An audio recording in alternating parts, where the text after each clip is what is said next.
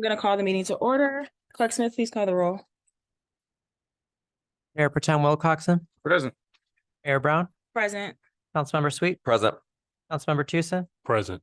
Councilmember Simmons, Councilmember King. With 4 present, we have quorum. Thank you. Councilmember King did share that she's running payments behind, but they should be here. Please rise as you're able for a moment of silence in the Pledge of Allegiance.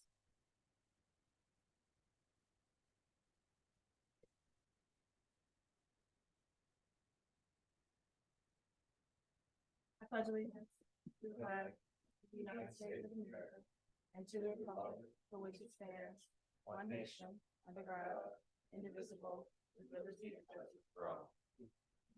Thank you. All right, I'll entertain a motion for agenda approval. So moved. Support. Any changes or updates to the agenda? I was gonna say. Is moving to after. It is, so she'll be doing the update, with the discussion in the beginning, before the discussion. So we need to amend that. Sure, yeah, from somebody. Oh, I just moved it. Go ahead, go ahead, go ahead. I moved to amend it. We just want to Okay. move the update right before the discussion. Oh, boom, there we go.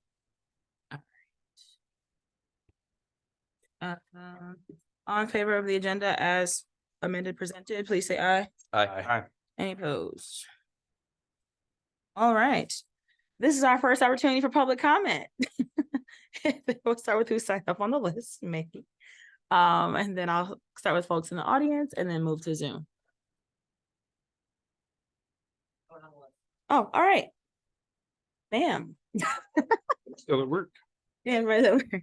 Good evening. Good evening. Annie Somerville, Ward 3.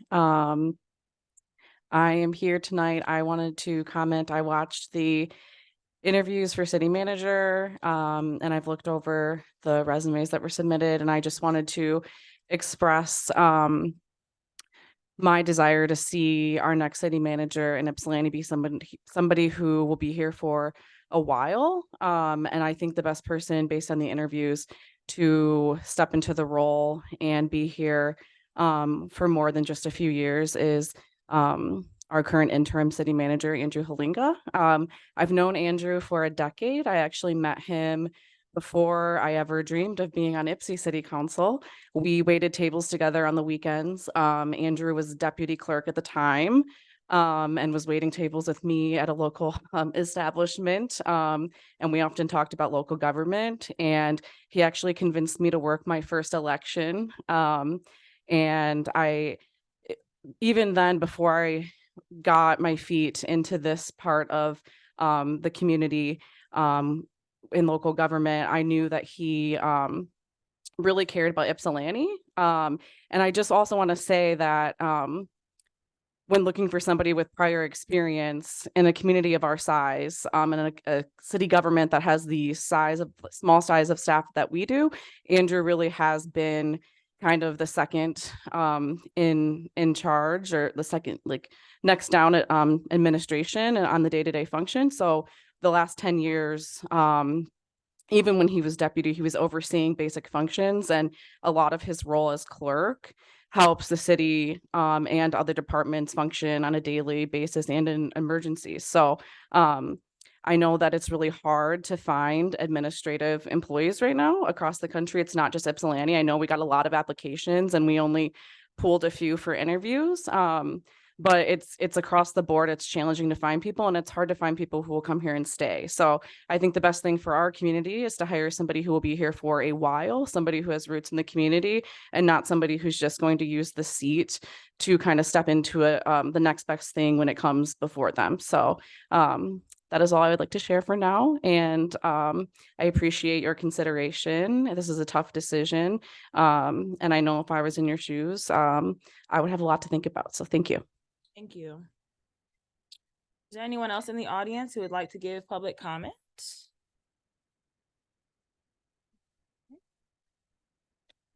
Good evening.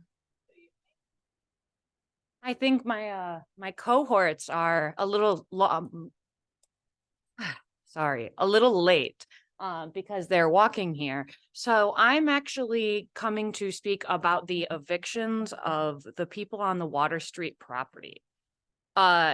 It's too cold to move them anywhere right now. I personally was helping move people from the township, and we're racking up funds from people who don't have money, disabled people, other people on the street, all kinds of, to scrap up money for terrible hotels to get people into these spaces overnight.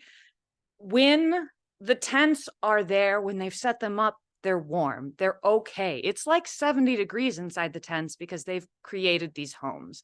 So I'm asking that you at least put off the eviction / relocation of the people on the Water Street property. Thank you. Can you state your name for the record, please? Lorenz Corneliuson. Thank you. Is there anyone else in the audience who would like to address council?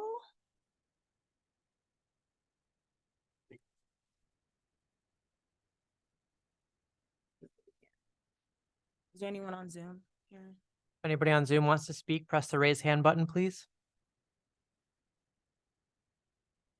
No, Okay, oh, there is one, okay. and it went back down. It went back Never mind, down yeah, or it's down. it's up or down? Okay. All right. Okay. So we're currently in public comment. If you'd like to address council, you can come up to the podium right now.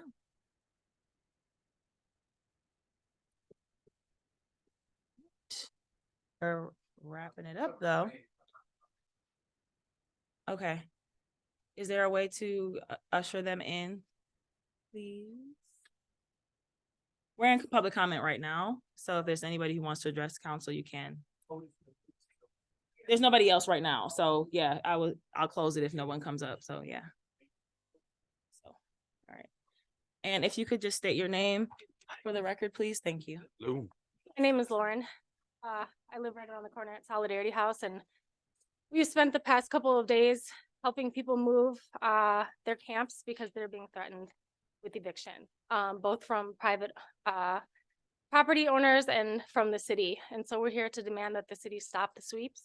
People need a safe place to have their camp set up that's not going to be threatened with being removed. And city properties should be that place that people can go. Okay. My name is Elka Chamberlain, and I am one of the individuals that has been contacted related to some of these sweeps. I, in my opinion, are doing everything I'm supposed to be doing to try and get rehoused. My daughter has been kidnapped. I'm being harassed. And I am also working with all the agencies to try and be rehoused rapidly. And right now we're dealing with safety issues and the weather. And this is making me very uncomfortable. I'm a human trafficking victim. And this is very traumatic, and I'm doing the best that I can to be rehoused as quickly as possible. And my homelessness is related to the kidnapping and slumlords. Sorry, just to add on to that. So I'm also part of Washtenaw Camp Outreach. And so we do this work every day where we're either helping people with their camps, helping them get supplies.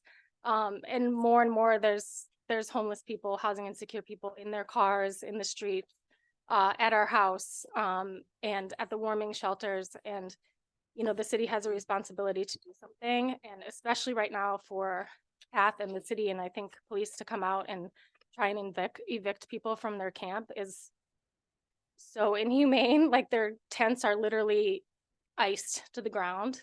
And so we're asking you that you stop the sweeps. Thank you. Is there anyone else in the audience who would like to address council? Good evening. Hello, y'all. My name Mark Stewart, and I'm homeless too, but I've been in the camp since June. And my main issue is we've been there since June, camping out there, never had a problem. They wait till it get below zero to tell us we gotta move, and we don't have anywhere to go. And I'm gonna let go and I'm gonna let God, but I ask y'all to bless us and let us stay safe and warm. Thank you. Thank you.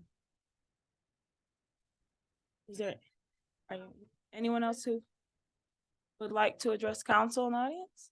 No? Good evening. Council. Brian Geringer, I guess real quickly, I do want to just say I really support Andrew Halenga for clerk. Not clerk, city manager. Yeah, I've worked with Andrew for years and years, longer than, long time, and he's always been just extremely professional, extremely talented at what he does. And I did look over some of the notes that Desiree made about the different applicants, and I wanted to point out that I saw the words affordable housing coming up a lot with Mr. Halenga's interview, and clearly that is a very important aspect of the crisis that our city is facing right now. Yeah, the other 2 minutes I want to say what the actual fuck are you all thinking? What the, like, you're trying to evict people out of Water Street right now? Whose idea was that? Because my toes are frozen from walking 3 blocks, and you're trying to take people out of Water Street right now? This is not, you can't blame it on some private property owner or something. That is absolutely unthinkable. I don't even know what else to say. I mean, there's probably going to be some I called it contamination paternalism in my notes.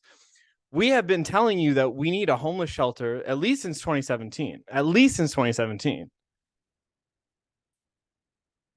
And now it's 2024, it's 0 degrees out, and your plan for the homeless is to evict them from Water Street, your property?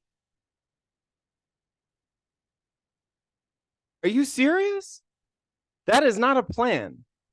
And I don't want to hear about contamination, because the fact that people are there is a sign that there's no other option. There's no better option. So I try not to peddle in threats, but like, if that happens, if you all do not stop that from happening, it's Armageddon time. I don't know. I don't even know what to say. Like, that's like, I want to hit up Ellie Savitt and charge murder on people who try to evict people from Water Street right now. What is that like? So yeah, we're not going to let that happen. Just so you know, that's not happening. And don't try it. That's what I want to say. Thank you. Is there anyone else in the audience who would like to, please come. Good evening. Good evening. My name is Christine Poirier. I am a homeowner in Ypsilanti on Prospect Park. I love it here. It's one of my favorite cities. I've lived all over Michigan. And the people who have been speaking tonight are my neighbors. They live in the woods behind a church near me, and they've never bothered anybody. And as the people paying taxes in this city, I care about them. And as somebody said earlier, this feels so targeted to kill people, really, specifically to harm people, more than even a concern for public good. That to put people out, just as somebody said earlier, walking here from my car was horrible. And I know I'm not wearing pants, so that is like a step down. I recognize that fact. And people here are much better bundled up than me, and they are having a horrible time out there. When the people talk about digging up stakes from the frozen ground, and you ask them to do that, it's the community of Ypsilanti that assists them with that. And it's not any sort of social work budget put toward that, or even these police that seem to care so much about them that when we help them 30 minutes later, they're being harassed again. And the solution to this problem is so straightforward, everybody, is that you just leave people alone until the weatherman says that we have some time to work together, and then we communicate. on when people need to be moved. That as you can see, this is a well-organized group of people in spite of their predicament, and they would communicate with you if you reached out to them. And there's this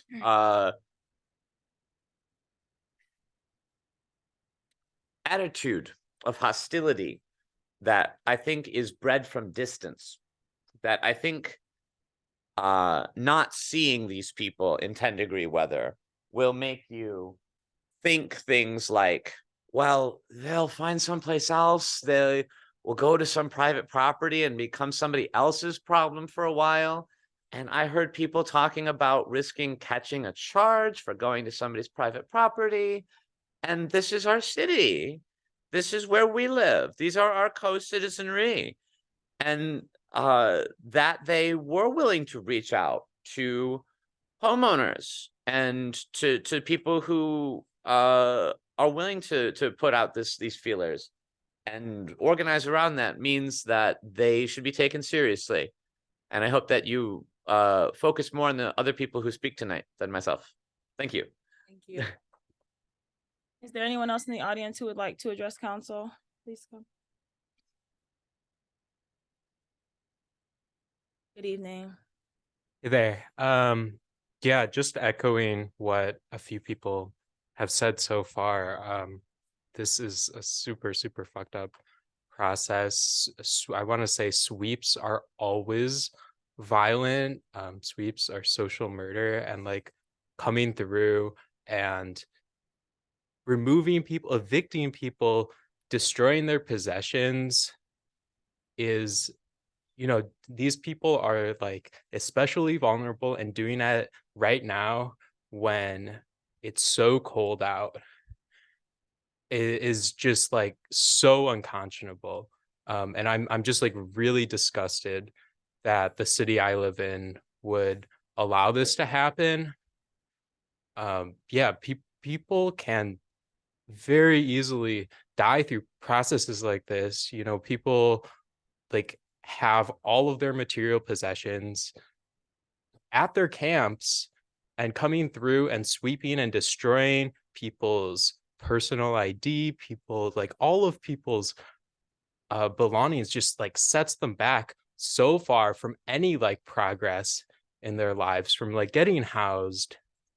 Yeah, and just like doing it right now is really, really disgusting to me. Thank you. I'm sorry, can you state your name for the record? Yeah, my name is Aaron. Is there anyone else in the audience?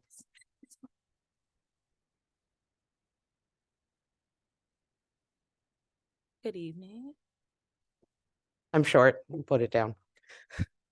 I'm fairly new to your city. I've lived here for 3 years. I'm a native of Detroit.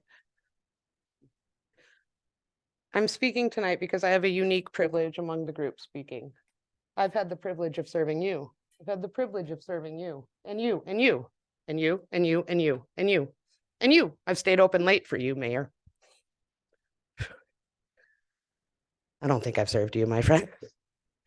If I have, I'm sorry I missed it. But these folks, they've all been residents of your city lifelong.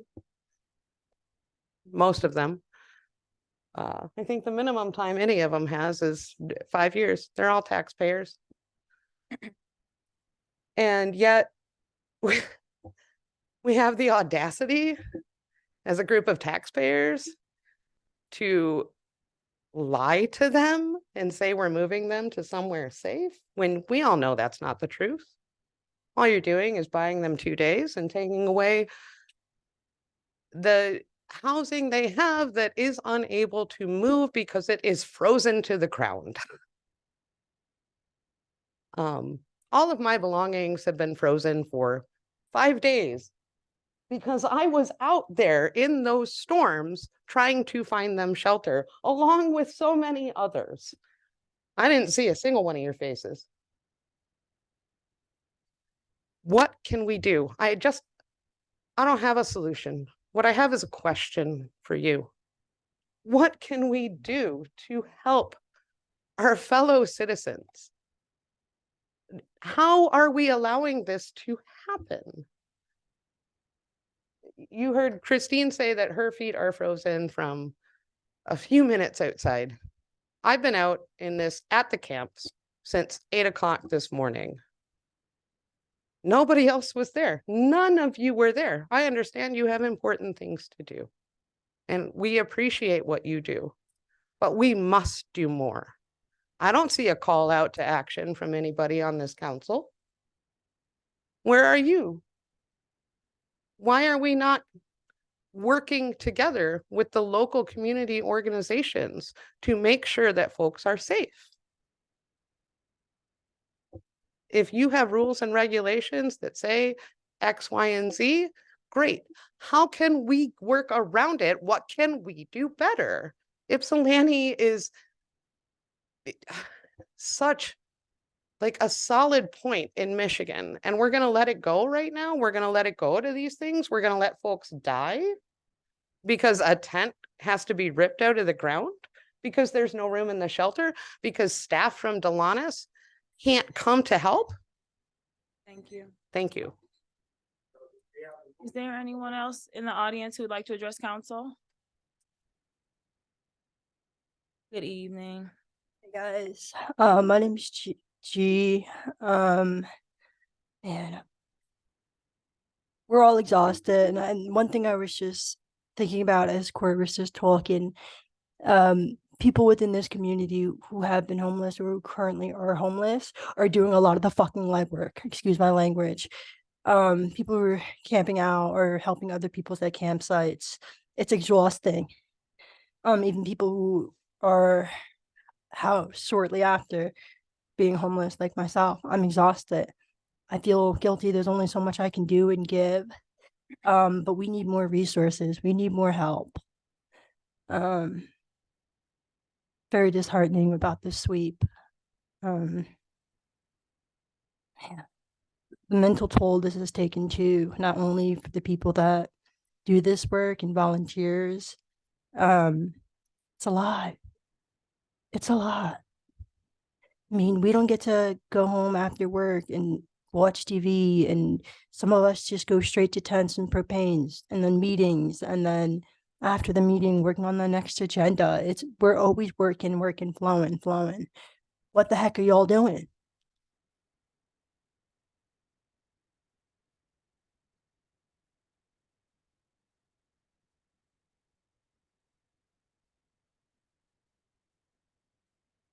Don't mean to get so emotional, but it hits me too. I mean, if you're cold now, just walk into your car, man, then you really don't know. Because trust me, I know. I've lived in the cold. You know, we need more support and help, and we need to be seen, and we need to be heard now. We can't figure out a plan for next winter because half of these people may not be here next winter due to other reasons. Yeah, that's all I gotta say. Thank you. Is there anyone else in the audience who, please come forward. Good evening. Hey, I'm Ben. I'm a member of Washtenaw Camp Outreach. I also work for the Daytime Warming Center, the Ypsi Freight House. Yeah, I don't know what everybody else said. I hope that they said that, you know, folks were visited last week, right before this huge snowstorm, right before the coldest temperatures we've had this winter. And there were no trespassing signs put in front of their tents. They were told that they would have to leave. Meanwhile, further down, I know this is in the township, it's connected. People were evicted, told that they needed to leave by a private landowner. But yeah, I just came from my house where a friend of mine who's being evicted from that camp, who is like one of the strongest people I know, break down and cry because he had to try to get his tent off the ground. It was frozen solid to the ground before he was told bulldozers were coming to bulldoze all of his stuff. It's impossible to move in this weather. And it's going to be like impossible for people to move their stuff and start all over again while it's winter. People like, where are they supposed to go? And they're told by county outreach workers from PATH that, we'll find you another place to go, but the next place will be swept again because this isn't something that's allowed. So this is really disturbing, especially the timing, and need to be fixed. Need people to be able to stay. We need people to have dignified housing as a right. So that's what I got. Thanks. Thank you. Is there anyone in the audience that has not had an opportunity to speak that would like to address council? Karen, is there anybody online?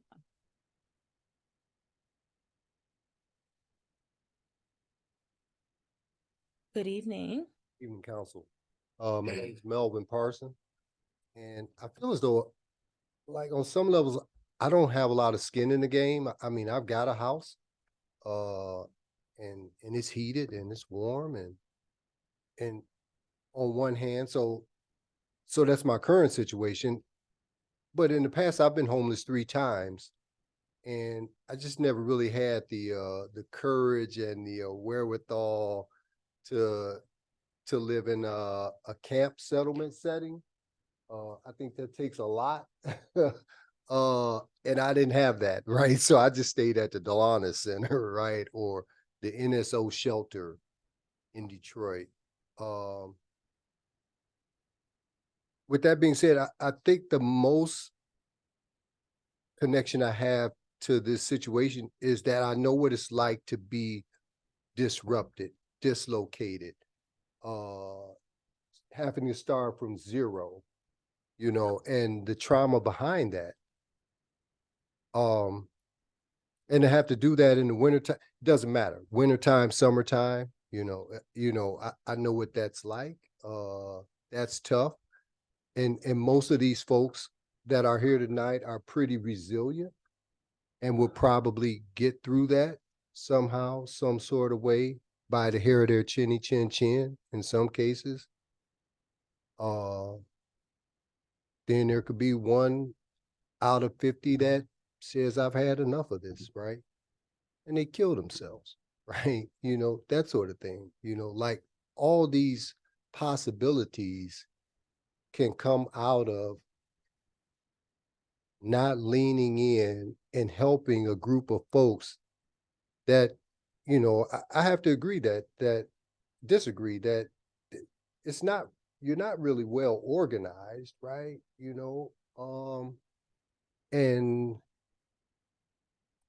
And because so, I feel like it's on you all to help these folks that are disenfranchised find some sort of grounding, some sort of stability outside of the situation. And it is complicated. It's not straightforward. It is complicated because some of these folks don't want to live in a hotel. They don't want housing, right? So how do you address that, right? Like, how do you allow them to live what they feel is a dignified life? They want to live outside, but with that being said, they don't want to be, I'm a farmer right now, and I got this thing and we don't use a rototiller. And the reason why we don't use a rototiller is because of what it does to the soil. It disrupts it. Thank you. And we're hoping that I'm hoping that you all can do something in your efforts not to disrupt their lives. Thank you. Thank you. Thank you. Is there anyone else in the audience that would like to address council? Is there anyone on Zoom, Aaron? Okay. If anybody else on Zoom wants to speak, press the raise hand button. IPSI Civic Education and Action. Good evening. Hello, council. Can you hear me? Yes. Okay, hi, this is Kat Layton here with IPSI Civic Education and Action. So our city and nation has been facing a housing crisis for quite some time.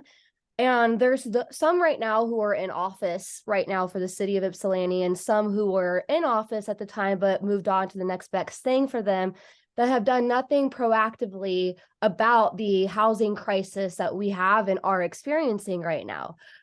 Throughout agendas and minutes and reading, different recordings, thanks to the Open Meetings Act, I have seen bandages placed on different outcomes of housing insecurity and homelessness, placed just to merely say that you've aided the problem, but not so much trying to actually collectively heal the root issue. And so last council meeting, when there was a goal session, people talked about pride and diversity and heritage and how those values that are centered in anyone who wants to be here can be here. But there are some that are here who have been here for the longest time that now can't afford to be here when they've always been here because the individuals they voted for didn't keep them or center them with them in mind. Brian mentioned in public comment that people have been talking about a homeless shelter at least since 2017. And I know that a citizen subcommittee gave you housing goals in 2020. And I know that in January 2021, those goals were not put into consideration with accessibility and affordability to ordinances to protect people and residents of Ypsi. And then we had a growing hope issue at our last summer where people called 911 under the house community underneath the whatever that's called. I'm blanking on it right now. But the point is we're at this point where we're stripping people from their right to self-determination and ordinances through de jure and de facto policies that are criminalizing poverty and criminalizing houselessness.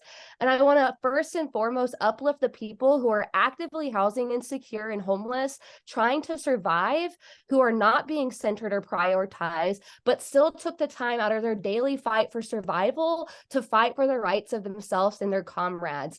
I see you, I hear you, and your words are not forgotten. Please consider amending the Chapter 58 of the ordinance, Human Relations Ordinance, to codify and pursue a further focus on affordability and accessibility in the city of Ypsi. It is necessary, and the can has been kicked far enough.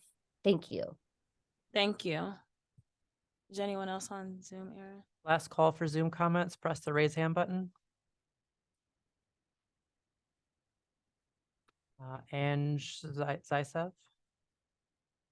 Good evening.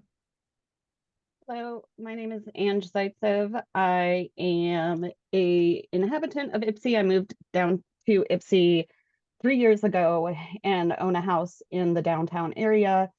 And I regularly walk my dog through the area and have met a number of folks who are homeless and have had lovely interactions with them, have had the occasional weird interaction. And these folks are part of our community, and it's important for our community to look out for each other and to take care of each other. Throwing out people from their homes, disrupting the camp city, the tent city during the worst weather is just inhumane and awful. I'm just chiming in to say, let's support our community. Let's look out for all members of our community. And yeah, just chiming in to say, let's take care of each other. Thank you. Anybody else? Floki Ivy. Good evening.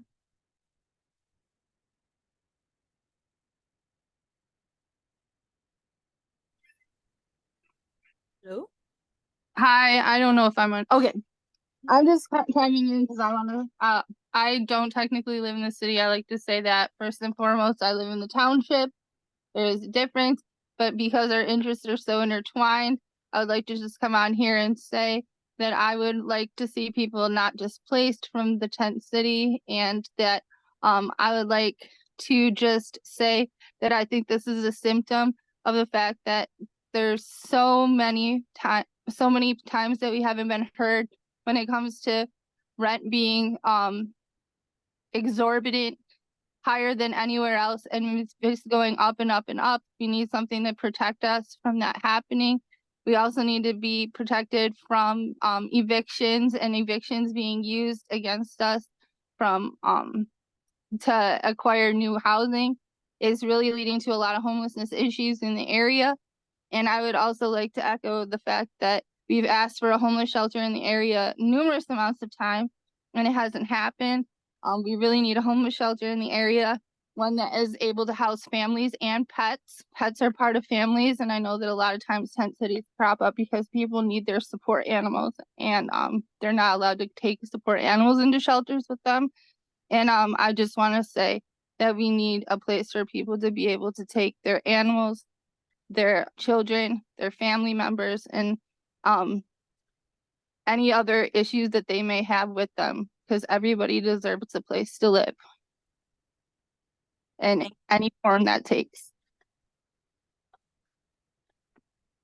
Thank you. Sorry. Anybody else? Last call for Zoom. Nope. All right. Seeing none, I'll close public comment. So can we get feedback on factually what was instructed over on Water Street, interim city manager? So you can bring up the chief of police about the Water Street. Thank you. And while he's coming up, I just want, we in no way want to harm anyone who is living in tents or on Water Street or displace anyone. I'm gonna say this up front, and then if I'm incorrect, you can correct me, but I'm assuming that what happened was around safety because of the temperatures outside. But I'll hand it over to our chief to share. Good evening, Mayor and Council, and all of the guests and the advocates. Thank you guys for coming here and voicing what you believe to be the right thing to help people. I don't know where, some of the things you guys are speaking of, sweeps and all of these things. The only thing we've done is ask our community partners with resources to go and try to find, take vouchers and find some shelter and housing for our unsheltered individuals. We have not put out that we're sweeping and we're going to bulldoze and any of those things. It's simply to try to get people into housing, recognizing how cold it is. And that has been, Well, so Chief, yeah, you could talk. yeah, so that's the only thing that we've done. That's the only communications we've put out, talking to community mental health and the other people. We have not put out anything about doing sweeps and bulldozing, any camps. That we just haven't done that. At least the police department has not done anything like that. We have just simply. Thank you. So one of the other things that I want to bring up, and I think we brought this up at the last meeting, is that a week ago we were receiving phone calls about another location in the township, and I'm wondering if things are being conflated between the two, because I haven't heard anything. I haven't heard anything about the city we have not directed anyone to go out and say any of those things. So I'm not exactly sure where that's coming from. But what I want to do, because we can't have a back and forth with the audience in this moment, is if you all would oblige me to take a brief recess so we can talk to some of you to find out where this information is coming from. I think what we can do now is we can hold off on sending the police to that area to review a good possible way to down the line remove these camps rather than just removing them now. But we'll have to look into it. We can't make a definite decision at the moment. We have to talk to our partners with doing the environmental services there, which I've asked staff to reach out. But we do have to understand that this can't be permanent. That is not a place that people can continue to live. There will be development there. So we need to have a clear plan, and we need to work with our county partners, because largely that is the organization that's going to address these issues. So we'll have to start from there and then work towards finding a solution. But at the moment, we're going to wait to hear from our environmental partners, and then we can move on from there. Thank you, City Manager Halenga. And then go ahead. You were going to say something. I heard your voice. Yeah, I was going to say something else, but I just wanted to, just try to clarify what I was hearing, just to make sure. So what I just heard kind of what you were saying, Andrew, and Chief Moore is that, so, because one of the questions is, so folks that said that they saw no trespass signs outside of their tents, was that the case? Did the city put something forward to say no trespassing in front of their tents? We can't, I'm sorry, we can't. So I'm gonna try to take a break so we can talk to you, but can we? Okay, go ahead. So yes, the signs were installed, but Okay, no. so that did happen. So I just want, because that's what people were saying. I just wanted to clarify to say, okay, so now we see, so there is this, so this was put forward. And both in terms of trying to get folks different resources from the county in terms of hotel stays. And now hearing that folks are coming saying they can't even move their stuff.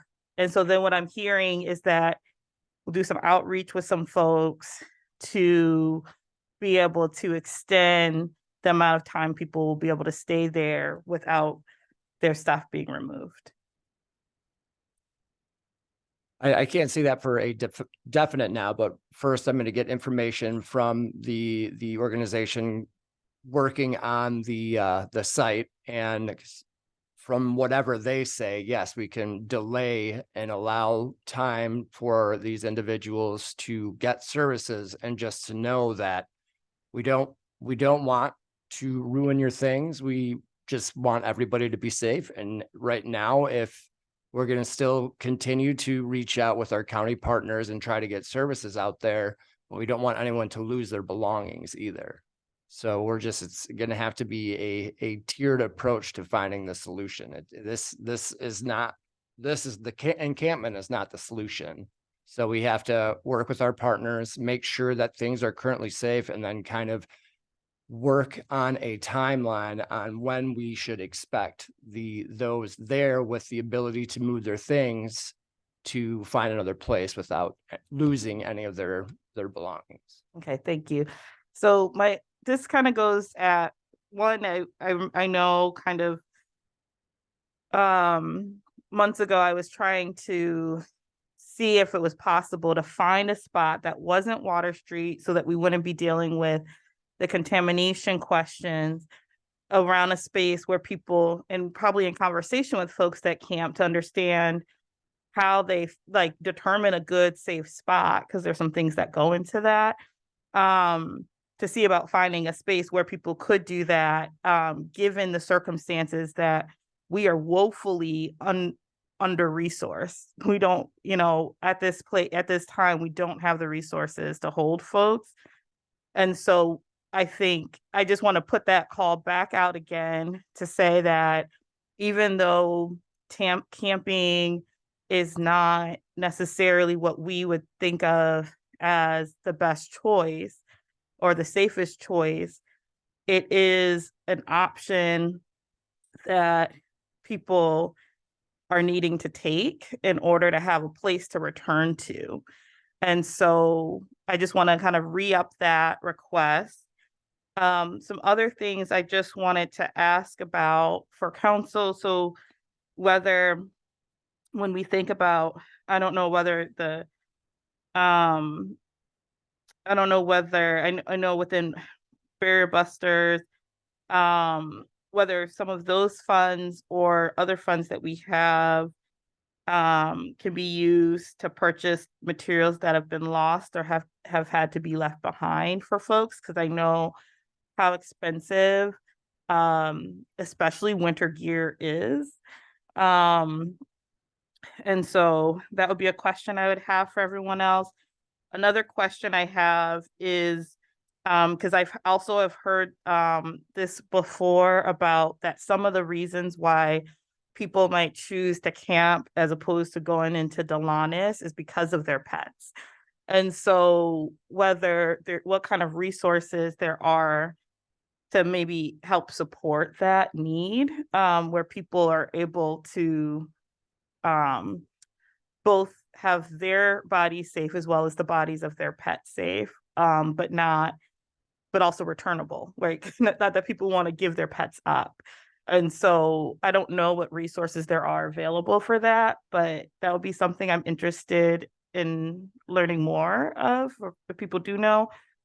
And then I also want to say, I think the other thing I've heard from folks is that you know, we also know like living in a hotel is no bee's knees either.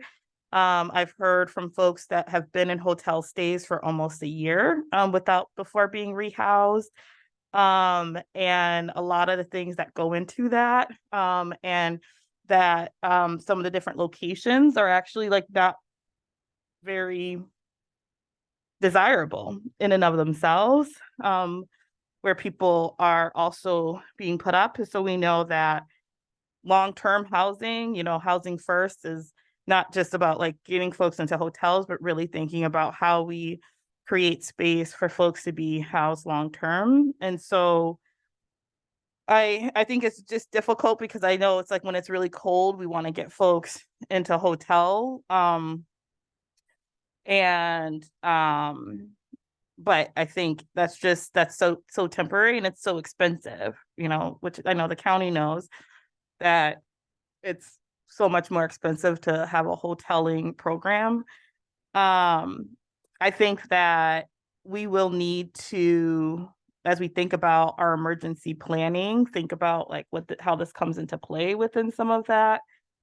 Because I know right now we don't have those resources or really know like what to do when we have these big situations. And so, you know, I know we have a couple of ideas about work sessions that we'll need to have. I think this will definitely be one. And then the last thing I just wanted to say is just, I know Kat was talking about looking at amending an ordinance, and I just want to say that I'd be happy to work with you and others on how to do that and how to bring that forward. Thank you. Thank you. So I still want to take the recess only because I think that hearing definitively like what has been shared out to folks in the community is important. Language means things, and hearing that folks in those places are going to get bulldozed, I want to know where that's coming from. And so if you all would just like humor me or oblige me to take this recess so we can chat for like 10 minutes. Because I do think I've gotten calls about things in the other municipality as well. And I want to make sure that when we're talking about the city and the township, that we're speaking about what's happening there and here, so that we communicate things effectively out to our constituency. So I'm gonna ask for a recess until 7. I'm sorry, Sharonda. And we'll come back at 7 o'clock. All right, we're gonna call the meeting back to order. Thank you. I just want to thank council and thank everyone for obliging us to take that break so that we can have some conversation. And I think we have some different types of next steps in the works. So thank you, city manager. Thanks, clerk, for, you know, getting us together, and all the staff who kind of rallied around so we could discuss. Now we're gonna hand it over to Ms. Sharonda to move it into our goal sessions. Thank you. We're gonna do some tag teaming. So what I'll do is, Erin, if you could allow me to show my screen. I know other people may have a presentation, so I can take it off as soon as that. But there are a few things that you all should have, or I know Andrew can send them to you, that are more, there is a Google Doc or Word document if you want to take questions as department leads share out. And then there are a few key questions at the top of that document, just so that as people are sharing, maybe it will help us all be able to bigger picture think in terms of what themes are coming up, what departments are asking for, and then also how to support. So what I'll do is I'll just maybe pull those questions up for the purpose of time, and then folks will do their presentation, and then time permitting, what we'll do is we will do a couple questions and discussion. And then between this meeting and the next, there's a document that synthesized the goals that you all wrote down. So that will be sent to you all. And what I'll do is I'll maybe just tweak it, but I'll ask people, I'll make a form for people to do some initial voting so that the time we come back, we'll have those priorities ranked and be able to maybe kind of flush out some next action steps. That'll kind of be the next steps between now and this meeting. So, I sent you a promote to panelists invite. Is this this thing right here? yeah. Could you send that to me one more time? I'm sorry. I don't have. No. I just sent another. Did you get it? Yes, you go. thank you. And I enabled your screen sharing. So once you're a panelist, you should be able to. Thank you. I didn't see all of the pages. I know I printed it. I'm going through a lot right now. Thank you.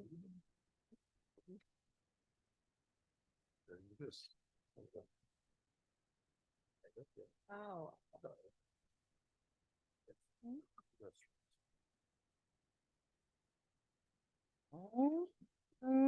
So just to quickly refresh folks for our last meeting, in the documents that were sent back to you all, there's like a summary of some of the visioning that you all have. And then also, I think for some reason it says it's deleted, so hopefully my heart doesn't drop and I can send you all the notes. I still have them though, of the value example that you all had. So that'll be resent to you, but that's the main thing that we talked about at the last meeting and how to think about the values that you all have as a city and how to sort of keep those in mind when you're making decisions about the goals, obviously. And so this is sort of from what people wrote down. I don't know if anyone's able to read this, but this is a sample of maybe the 2024 vision. And I feel like there's also a lot of things from what was coming up from people sharing in public comment. And so I'm wondering if anyone can maybe just read this as like a sample from some of the things that came up. I think I have that one, but I can see it. So where is? In 3 years, the city of Ypsilanti stands as a beacon of unity and inclusion where diversity and equity are interwoven into the community's fabric. Our commitment to improve services has elevated the quality of life for all Ypsilanti as we President fostering Yeah, movement that's solidified. Where is that? It's on this, it's on this. That solidifies This one. Ypsilanti as a welcoming haven for everyone. Oh, that's true. I can read it since you all can't see that. I'm like, where is that? I don't have that. I can't change like the chat part, so I'll read it. So this is a sample from what you all talked about. So this is what you have to stick with. This is just something for you all to hold. In 3 years, the city of Ypsilanti stands as a beacon of unity and inclusion where diversity and equity are interwoven into the community's fabric. Our commitment to improved services has elevated the quality of life for all residents, fostering forward movement that solidifies Ypsilanti as a welcoming haven for everyone. And so we'll have obviously people share for their bigger picture goals and updates for each department, but these are the priority areas from last year that are up here. So public safety, economic development, operations and administration, community engagement and outreach, infrastructure and policies and procedures were really sort of the top priority areas for 2023. And so for public safety, one of those was the development of a conflict resolution / policing plan. For economic development, redevelop long-term vacant sites in the city. For operations and administration, retain existing employees and attract high-quality future employees. For community outreach, it was increased partnerships and community relations and partnerships, and also enhance how we share information and engage with residents. Infrastructure was continue to maintain the city's rights of way and associated infrastructure, continue to improve recycling, yard waste, and other disposable services. And then also the policy process is organized a charter to commission to address the dated language and lack of language for the process and provide an online payment module for fines and fall city functions. And so I just wanted to throw that out there because it could be that, and this will be shared with you all as well, but as you all are coming up with things, there may be sort of steps that some of this may be things that you want to continue to think about or enhance for this year. And so I just wanted to sort of reshare, those were some of the things that came up. I appreciate you all also filling out that survey.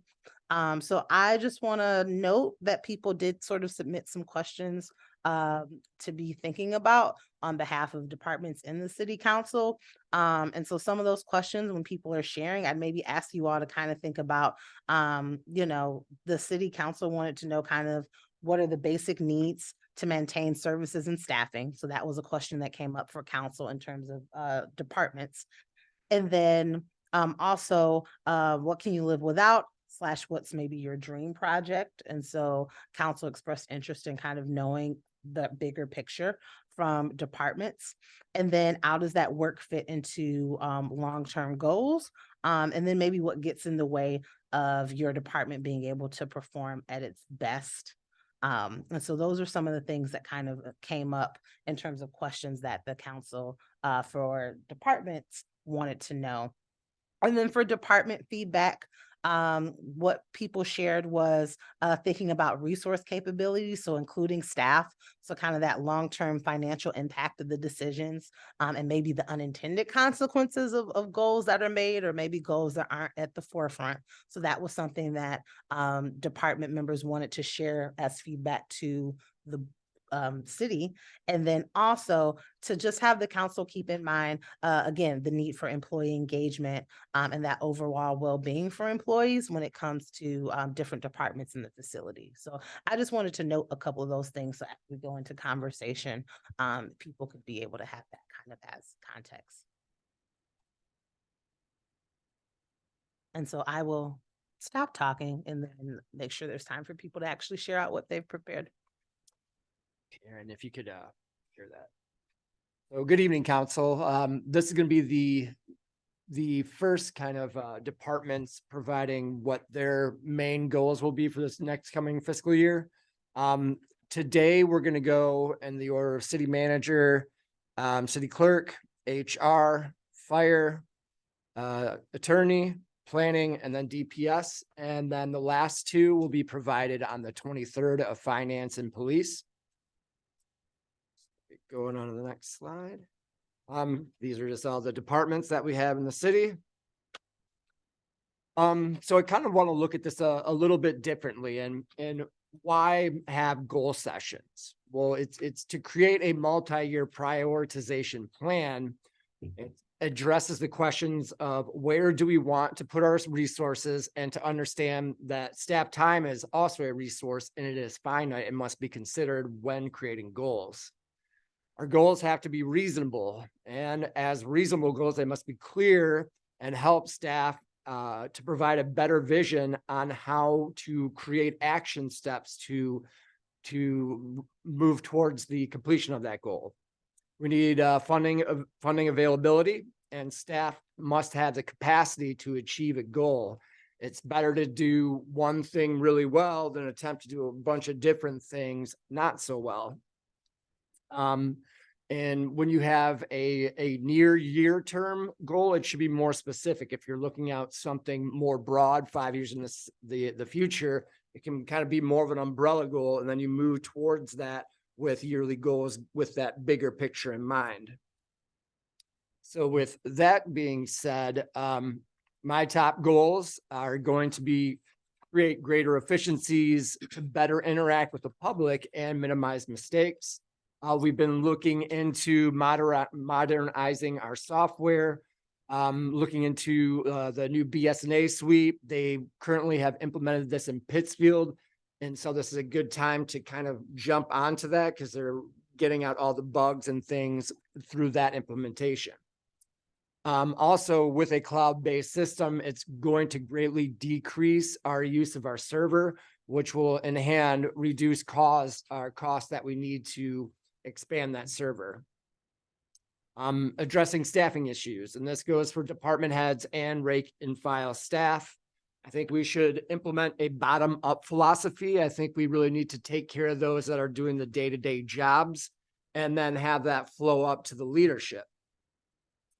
I've already discussed this, but create a line in our HR budget to provide incentives for referrals and lateral hires. This will be a budget neutral goal where we essentially fund this account through the unused salaries. I want to ensure city facilities are safe and functional. We need to create a comprehensive plan to address with our aging facilities. We need to budget funds in our general fund for continued maintenance, and this has got to be yearly added to. And we need to have several work sessions to create sound budget strategies and to address the needs of all our buildings. We'll need to kind of prioritize, and we'll have a work session, and we'll go into a bigger dive into our facility needs. We're going to finalize the creation of the community services department. We're going to hire a director, then looking into the possibility of hiring an in-house building official that will lead to greater efficiencies, but it's going to be more difficult to find a building official. And if that's the case, we also have to examine other contract possibilities out there. In this process, we're also going to hire an admin for the department. It will be funded half by the city, half by the DDA.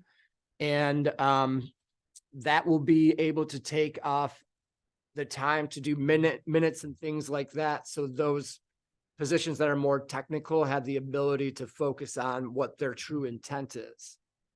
And then this will all be included our administrative services contract. And then we're going to really focus in on that intergovernmental agreement to make sure that we capture all the costs that are flowing to the city. So it is understood completely what the DDA is expecting from the city and what the city is expecting from the DDA.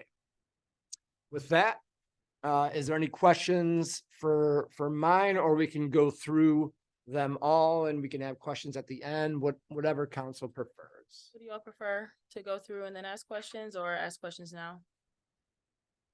Go through and then ask. Please tell me. All right, we'll just keep going. Okay, thank you. So then the next up will be city clerk. So the longer term goal for the city clerk's office is the implementation of early voting. This is brand new statewide, so it's not necessarily a strictly Ypsilanti goal, but it is certainly something that we need to get right, so that our voters' voices are heard and that they are aware of the many new options that are available to them. To that end, we've already partnered with Washtenaw County to basically run our early voting site at the Freight House. This is going to save us money and staff time and effort. Recruitment of inspectors has already begun. As far as our election day inspectors for February, we're good there. For early voting, the county is running that and effectively allowing people to just choose whatever shifts they want. Sites are reserved, and we've had a conversation with the warming center staff about sharing that space for those dates so that we don't lose that vital service while we still are able to provide an early voting site as legally required. The biggest issue is our lack of clerk staff and lack of experience on the staff that we do have. Sending people to supervise at the early voting site is going to be challenging, and especially this February election it's going to be tough because the staff that we have not been through an election.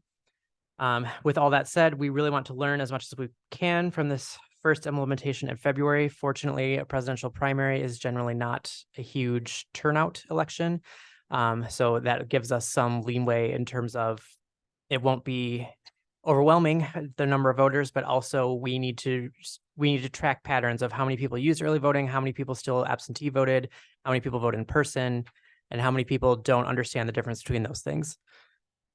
So that is going to be a major goal for the clerk department, is tracking early voting, learning from our successes and failures, and applying those lessons, because there are at least 2 more elections later this year, maybe 3. Next is working with city council to strengthen public trust. We have very high public engagement, as everybody here can attest to, but public trust is currently pretty low. We've already worked a little bit towards this with that resolution of establishing a deadline for agenda items. I think that will go a long way towards not having the agenda change hours before the meeting. It helps both our citizens to have time to review and prepare comments, and it also helps you council members to know what you're voting on, to have had time to read it beforehand. We want those agendas to continue to be posted timely so that people at least have the weekend to review it. And then we want information to be available about major projects and expenditures. I think we all learned that lesson with 99 Mansfield, is that we need information out there. We need to make our needs known, and we need to really state our case of why this is essential spending when we're spending a lot of money. And lastly, since my last day is the end of this week, I want to ensure a smooth transition for new staff. We have already had our deputy clerk, Lori Thomas, start. She's doing excellently. I am doing my best to document every possible process so that people can refer to things in writing once I'm gone. Andrew has agreed to also kind of shepherd folks, at least through this election, with his vast amounts of election experience. We've also brought in a former township clerk to run this February election specifically, so that there are people around to provide mentorship, to provide answers, to help with the technical, complicated things that you cannot get wrong, otherwise you're breaking the law. So and with that said, that is the clerk department's 3 goals. Thank you. All right, moving on, we have human resources.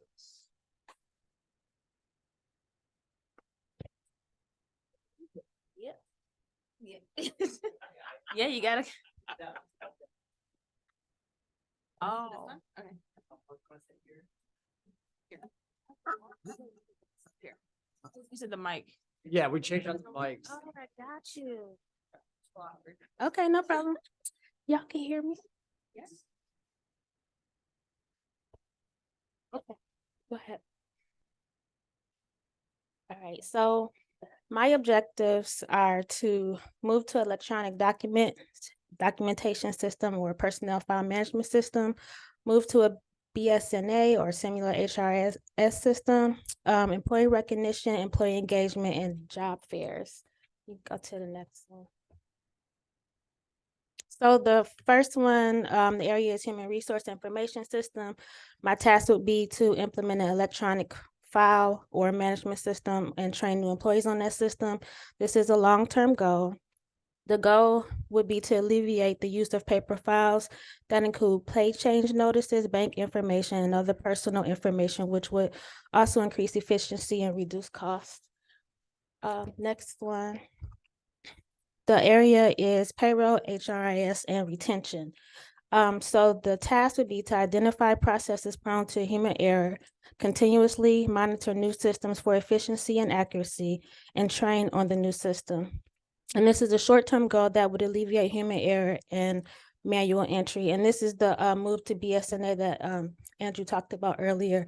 As of January 10th, I've been here 9 months, and I was very shocked to see how heavy we are on paper. So this is the goal, to like get away from paper files, be on a cloud. So everything is in one place and in the system. Nothing can get lost. The next one would be recognition. And the area is retention.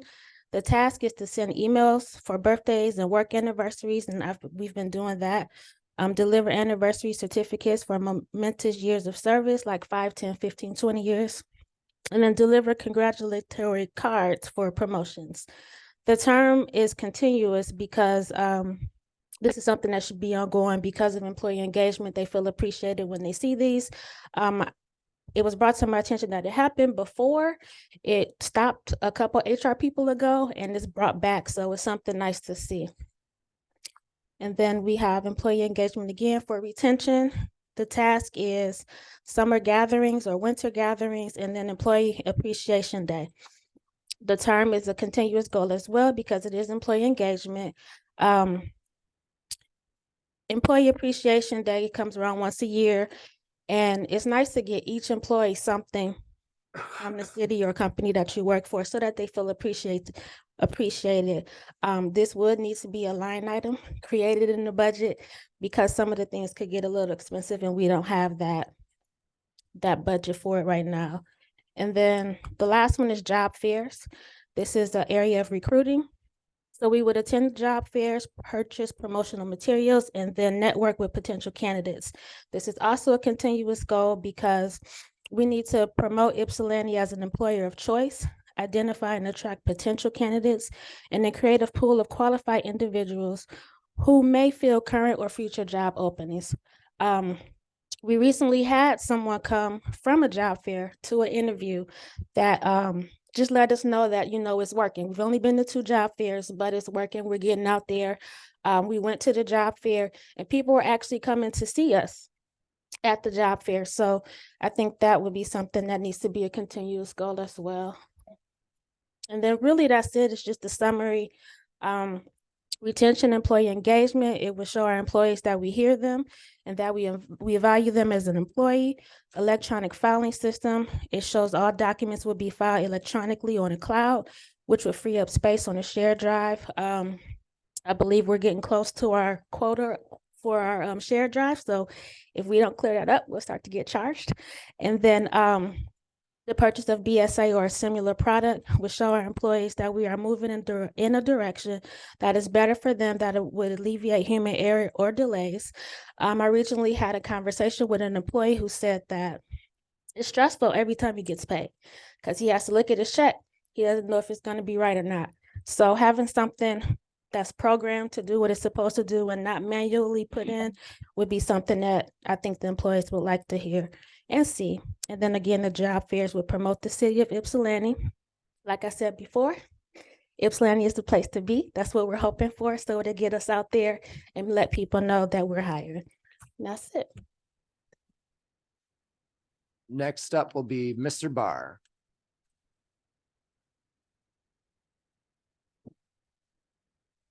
Good evening, Mayor and Council. My name is John Barr. I'm the city attorney. And the office of the city attorney is created by the charter, which provides for a legal officer to represent the city, serve as legal advisor to the council, the manager, the city departments, and to represent the city in all legal matters.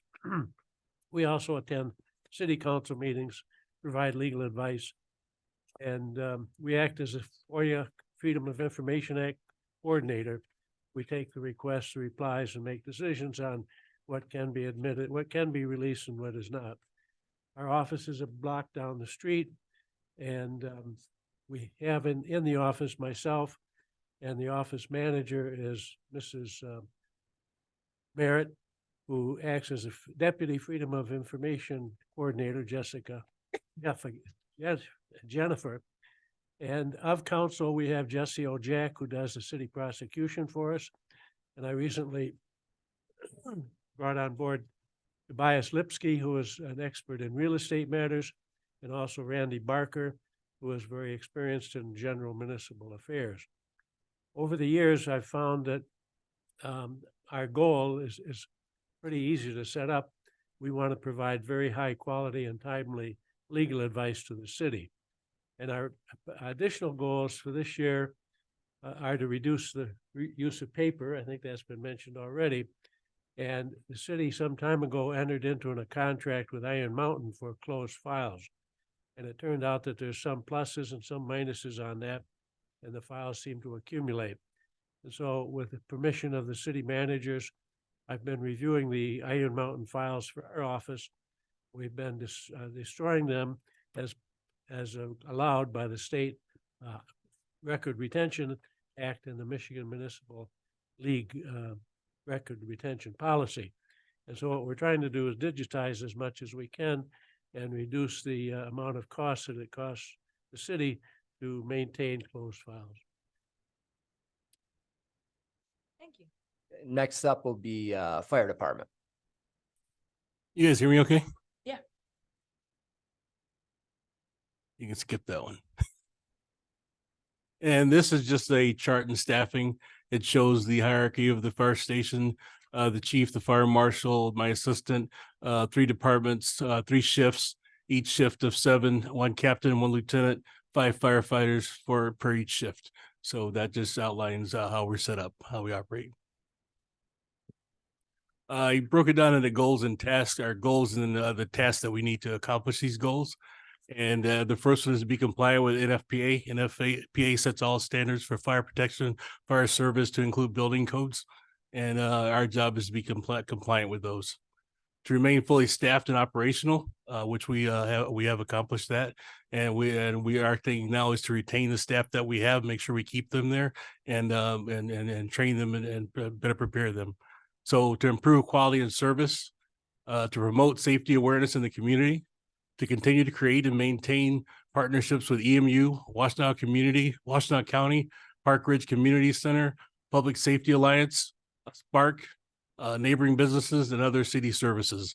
We, because of our jobs, have interactions with each and every one of these services, and we do what we can to improve all those relationships when we're able to improve safety and reduce the long-term costs overall for the city, to promote a safe work environment, increase morale, to increase the department's ability to train and prepare for emergencies, to reduce the city's cost of firefighter gear and equipment. And the next one is tasks is how we hope to accomplish that. Develop a plan to replace the apparatus in the next, and I provided you guys a replacement schedule that include all the costs for our apparatus and the age and all the things that we need to replace those. And I talked to Reagan, and Reagan kind of has a plan that coincides with this and with the information he's been giving, but he's not here. So hopefully when he talks, he'll incorporate some of his long-term goals into this. To continue to provide training and continue to prepare personnel for advancement, to increase the fire marshal's ability to perform inspections and investigations through proper training and the use of updated software. We just bought him a new software plan that expands his job capabilities. He has to do a lot of arson investigations. He has to do a lot of inspections, and he has a software now that and he'd have to explain a lot to you himself that it helps him not only log all that information and keep track of it, do measurements and everything he does to make his job easier. Joint training and education with our auto aid partners and other county agencies to repair the YFD and YPD parking lots and retaining wall.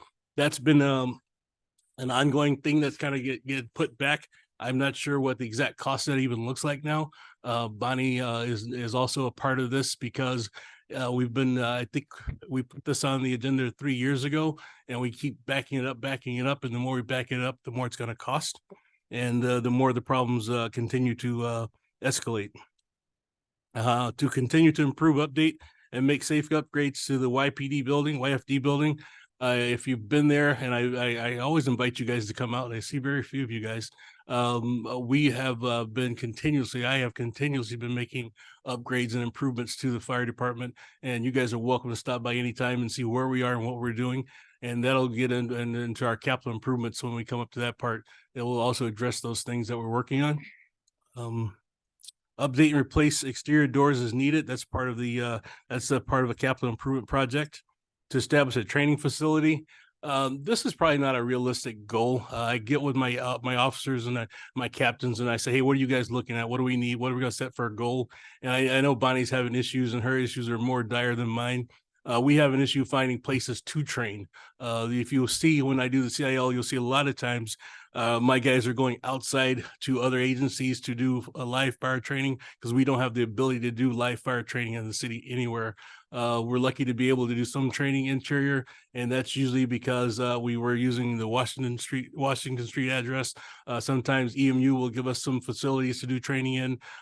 There's a house on Ainsworth Circle we've been allowed to do some training in. We take advantage of every location we can to do training in.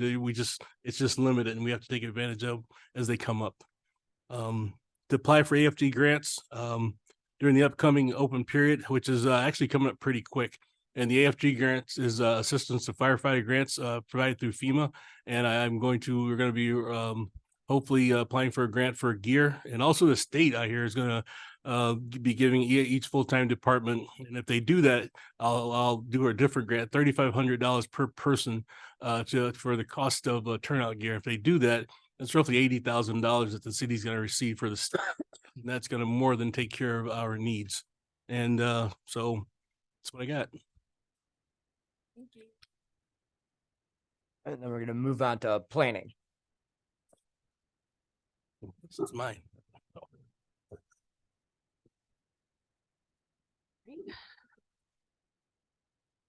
Oh, it looks a little different. All right. Hello. I'm going to go to the next slide.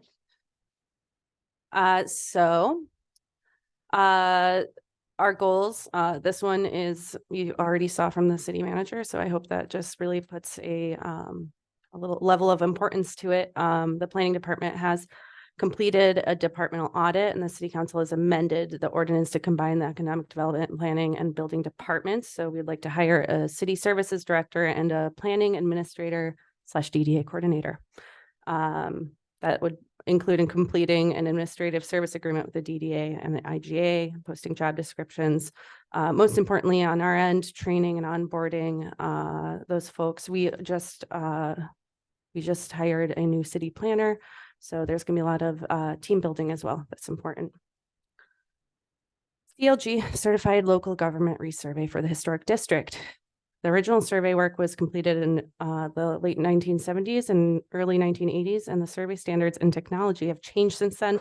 We plan to resurvey and take photos of all the 820 addresses, including houses, buildings, structures, et cetera, in our historic district. And that would be using a program like ArcGIS 123 so that we can better integrate our survey records into the BSNA, and so we can better tell the story of our district and our city.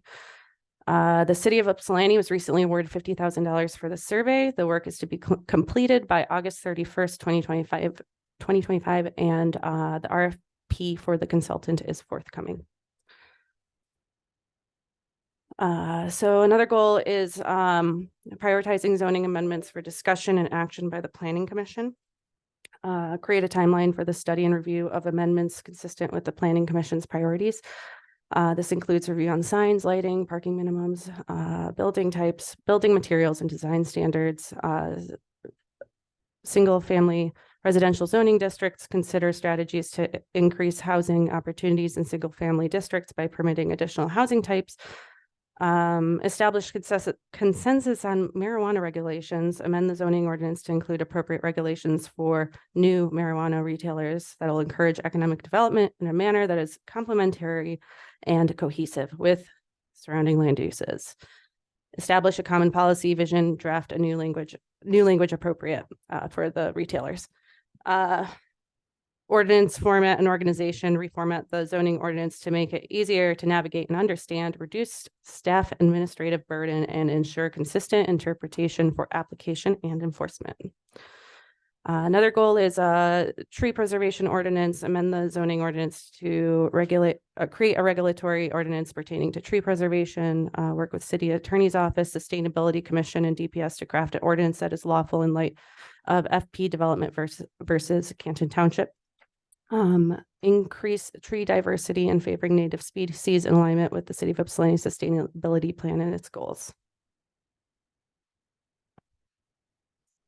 Last one for today is public services.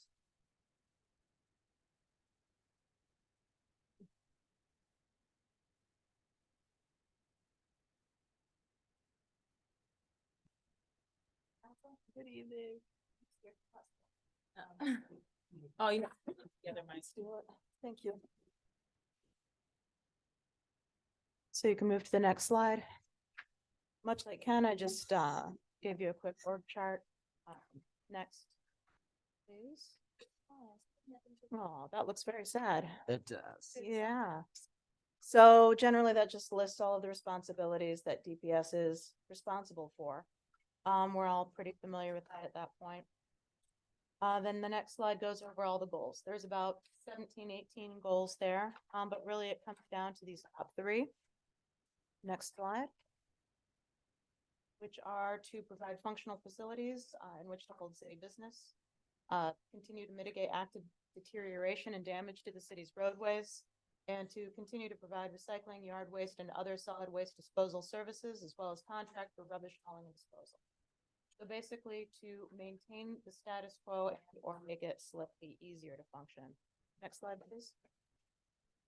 So primary goal is to ensure each city business facility. So this is different from like our recreation and our partner facilities. So specifically City Hall, the police department, the fire department, and public works can meet the existing needs of the city and are safe for workers and guests and can safely store records. Pretty basic, but pretty important for the everyday workings of the city. There are regulatory requirements about storing records. There's regulatory requirements for worker safety. These are the base minimum requirements to operate. Next goal, streets. So to continue to mitigate active deterioration and damage to the city's roadways. So every day people file permits to get excavations of streets, to repair sidewalks, to dig for utilities, things like that. Sometimes we do a great job of following up with them. Sometimes they go rogue and go ahead and do their own thing.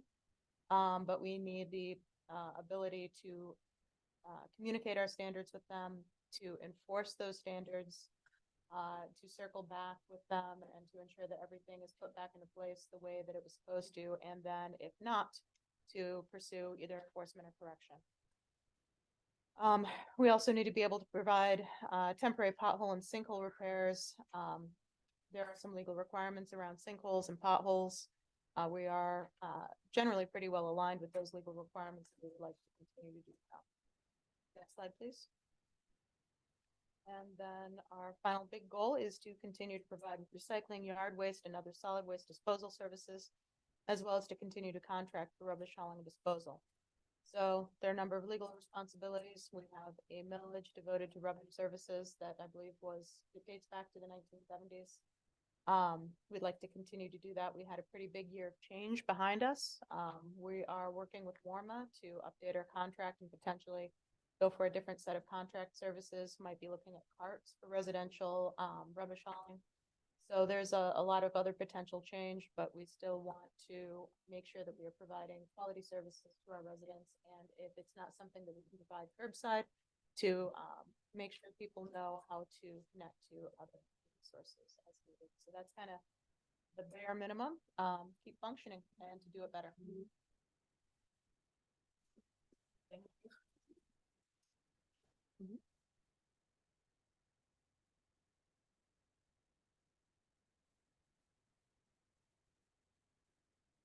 Where's the chicken? What the chicken picture? So the chicken picture is from 2022, I believe. There were chickens that were living in the recycling. Ah, wow. Okay. Thank you.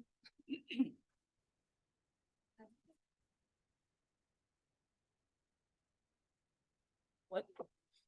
Next. I guess if council has any questions for any department head? Questions from council?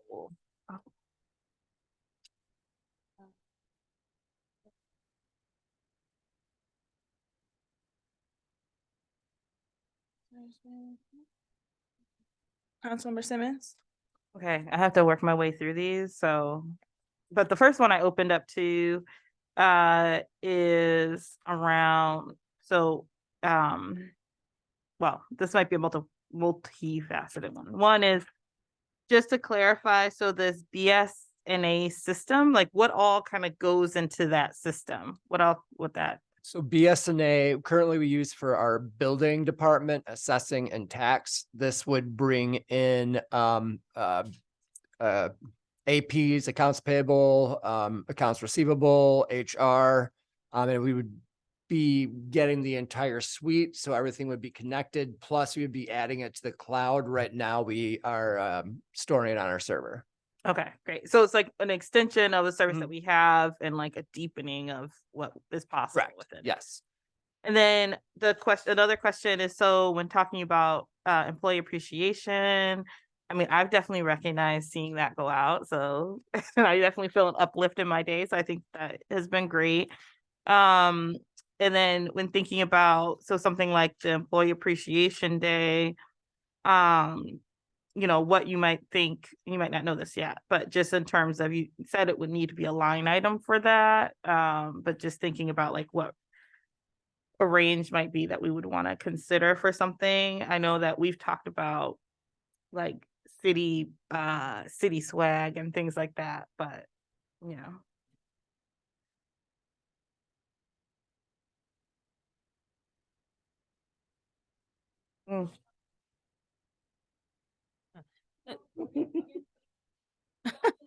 Fun.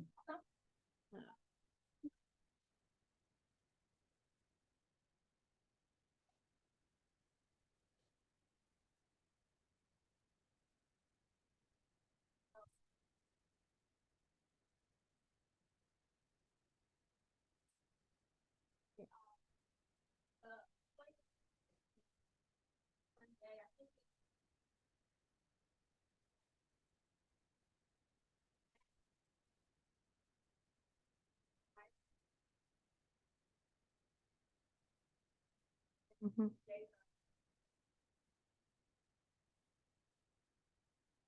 Mhm.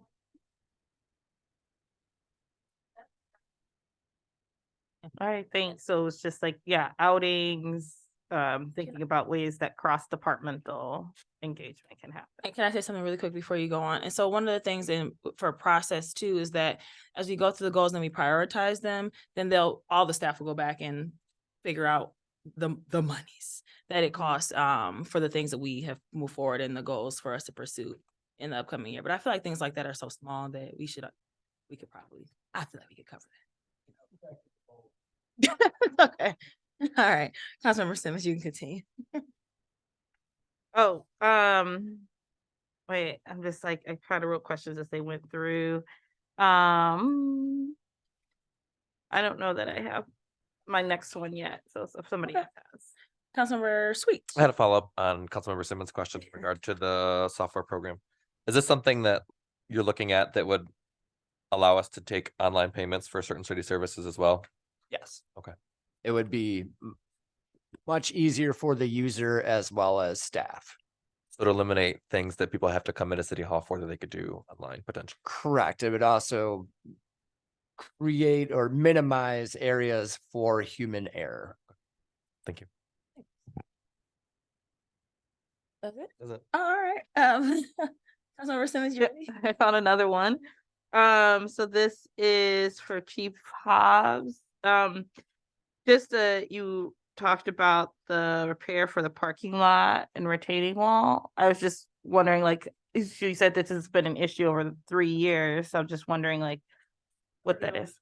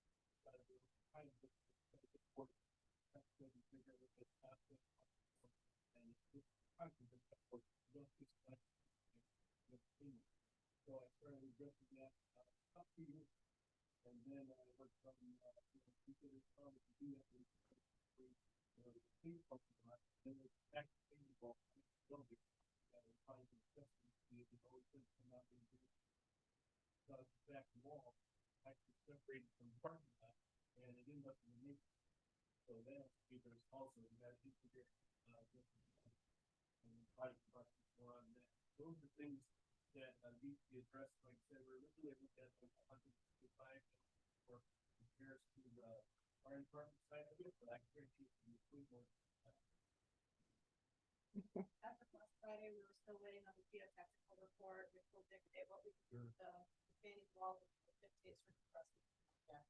But it is likely to be way more than $125,000. Some months ago, council approved the construction engineering on both of these. Councilmember Sweet. Is the other side of that residential, of that wall? Neighborhood housing, okay. It's the interest, okay, that's what I thought. Okay, thank you. All right. More questions from council? And also, if council would like to review the presentation, I emailed it to you if you want to come back with questions or email them. That might be easier. Thanks. For most of us. But are there any burning questions in this moment?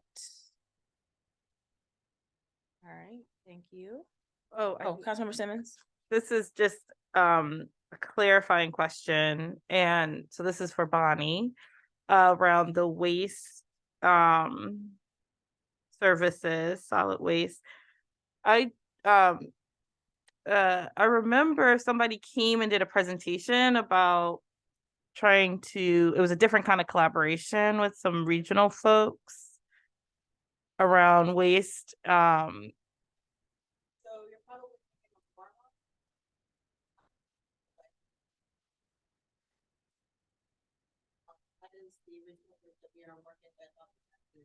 So that is currently, out to bid through warm up. When we get those bids back, we will take a look at those and go from there. We anticipate those back, I want to say, February, March. At this time, I also want to clarify, the city is only looking at contracting out our trash service. Our Stevens contract, concludes in September. We are not currently looking at contracting out recycling or direct waste. And the other big waste management thing that we do, not to name drop a actual company that does it, but is pick up the pedestrian trash cans in downtown Decotown and West Cross, and then also in parks. Good. Any other questions?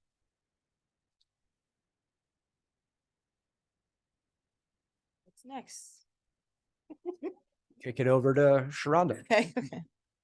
Well, since we only got a few minutes left, I'll maybe, one, just ask since we're all in the same space. Do departments have any questions or things that would be helpful to share with council? Like have a bit of a dialogue. And then I'd also like to hear from everyone. Are there any sort of themes that are coming up? I put the slide that had some of the priority areas for last year. So like, are people noticing overlaps? I guess those will sort of be the 2 to 3 things I'll post for our last couple minutes. And the last 1 minute, I'll just start our next. So is this the one from stuff from last year? Or? This is the summary of the goals that you all filled out on the Excel sheet.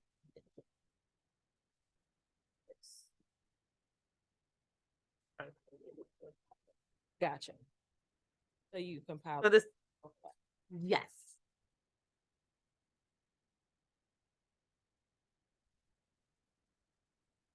so This is a synthesis of what people for this year. Yes, but I do have what last year. so this doesn't include all the ones that we each submitted. This It was, does. Mhm. okay. Okay.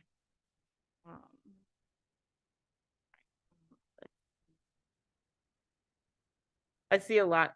I don't see a lot of mine on here, so that's the only that's part of the reason I'm asking, I guess, because I don't see a lot of mine on here. So that's why I was like, okay, are they going to be in here that we're gonna? Because you were saying that we're going to be then prioritizing. Yeah. So yeah, that's kind of just like a. This, I don't know what my hand is doing, but like a quick glance. But yeah, I'll make sure the other ones are in there. And then all the other ones are in the packet that we Mhm. have in This is just where the overlap was from last goal session. So it does include everything. It's just an overlapping goal. Okay, I'm happy to flow with it. I just know there's some things that I feel like did overlap with things that we said last year and this year, because most of mine continued. Mhm. So that's why I'm like, okay, and I saw that, and some of those were ones that we had adopted. So, like on our response is just one example that I don't see on here, but that is one that we've had, council's had for years even before. So anyway, so that's why I'm just like wondering, but I'm sure that if this, I just wanted to make sure I knew what I was looking at for this here. No, that's fair. And I'll go back and just make sure I didn't. Okay. Yeah, thank you. Because what I'll do is I'll also. I'm trying to think of the best format for viewer ease. It's either a Google document or I can make it into a form that has this, and maybe you all can also add things that are not here, but I'll also go back and make sure that everything is like included.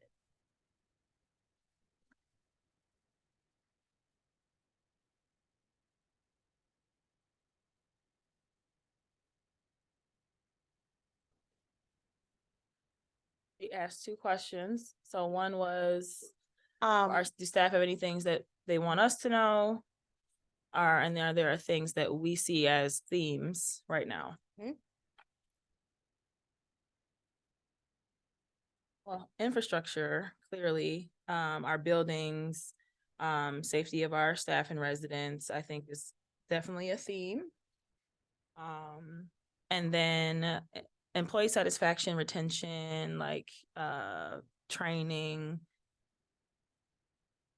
My brain is the word I want to use, I can't think of right now, but employees. I would say the theme that I'm noticing is like efficiency. So like with the switching from just having all of our things stored on our own server on the website to having it in a share file somewhere to be able to access it all in one, making everybody's job easier. So efficiency. Now, a question I have for council, because this will be coming up in budgeting, but in terms of facility, bringing essentially back up to usable function, what would you be your budget philosophy with this? Do you want to look for construction bonds? Are you looking to put so much money into a certain area up front, and then we'll try to fix that and then grow upon it? Or are you looking to do a large infrastructure improvement on our facilities? And in that, we would have to think about a construction bond in order to finance that, depending on the size of the project. You're asking us to think about this or tell you the Yes, answer right think about now? it. Don't tell me right now. Okay. All right. Well, can I ask a question to that? Which is, I know that we've talked about trying to have this conversation as part of work session. And we're still in January, so I don't want to, but I'm just wondering about, like how soon might we be able to pull together something like that? Or when might we want to start looking at dates for when we could do a work session? So we can actually learn about those, the financing options and things like that. Bonnie and we've been talking hopefully sometime in February, but latest early March.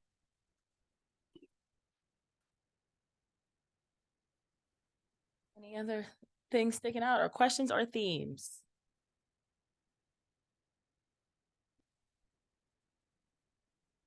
Back to you. I think for the purpose of time, what I will do is I will send you all, I'll try to make it a form that has all the things compiled, and I'll go through and make sure that there's nothing missing. So maybe be more detailed than what you see here. And I'll ask people to do like a light vote of maybe your 3 to 5 sort of areas that you feel like are of most importance. I'll also maybe attach the document that has the ones from last year. So that people can look. And then what we'll do is we do that together. I'll share that out, and then I'll probably have you all have some time in pairs so that we can, see again where the overlap is, and then by the end of that meeting, Okay, thank you. So there will be some pre-work. Hopefully it will be to you all tomorrow, but Aaron and I, if we could check the next or so, just to make sure that it feels like it's, cohesive, or if there's any additional information. So between Wednesday and Thursday, you'll all have something that I'll ask if you can complete it. Maybe by Sunday, that works. Okay. Awesome. All right. Thank you. All right. So thank you all for sharing, those who shared tonight, and we look forward to hearing the goals from the rest of our team next week. We're going to move now into our candidate discussion for city manager. Hi, Barbie. So I guess first we can start with your update and then move into the discussion. All right, ready? Okay. You want me to excuse myself? Yes. Thank you. Okay. I'm like, all right.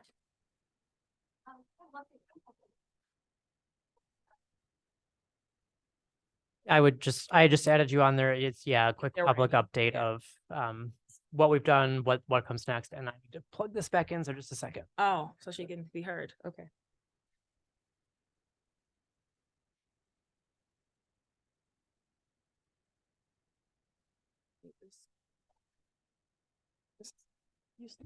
Okay. All right.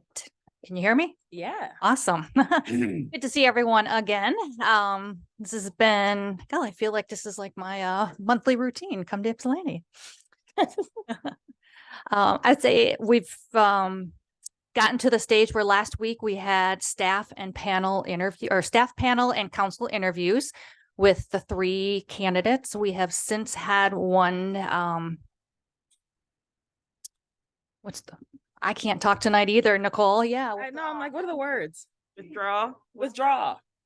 Yes, we have since had one withdraw. Now there's two candidates. You've been provided with a lot of information from the start of the search where you've had resumes, you've had written questionnaires that they've all filled out. You've had video interviews where you've gotten to see a lot of responses to different questions. You've had phone interview information references, and then you've had in-person interviews that happened last week. So hopefully you've gotten information that you need. I did provide a summary of what the feedback was based on evaluation forms from staff and council. I did provide those in an email to you last week. And I think that brings us current to where we are now. We are down to 2. Wait, I'm sorry. You were saying you provide, I'm just trying to, that's why I signed in here. I'm trying to find this email with the tallies. You said you sent it to us? Yeah, I provided a summary and it was to the question, would you recommend this candidate to move forward, or would you recommend this candidate? And I provided answers for all the candidates. The staff panel had their tally, and then the council had their tally. So on the council one, there was missing a form. Do we know what happened? Like, what did someone not turn in? It was one form or a group of forms? It was just, it was one group of forms. So did everybody check and make sure that Who was done turned turned in? in forms? Okay. I know I handed mine in. Okay. All right. Well, okay. So first, before Barbie sits down and we have our own discussion, does anyone have questions for Barbie? I was hoping you could just clarify when council's ready to choose somebody, what do they do Oh, okay. for the public to hear? Oh, I am thinking, and I'm guessing your attorney here can correct me if I'm wrong. Someone would make a motion after a discussion or before discussion as to who they would recommend to move forward. I know, I feel like I'm like a damp towel, but I just, I know I asked and I thought that you had said that you would share the responses by competency, like a tally for that.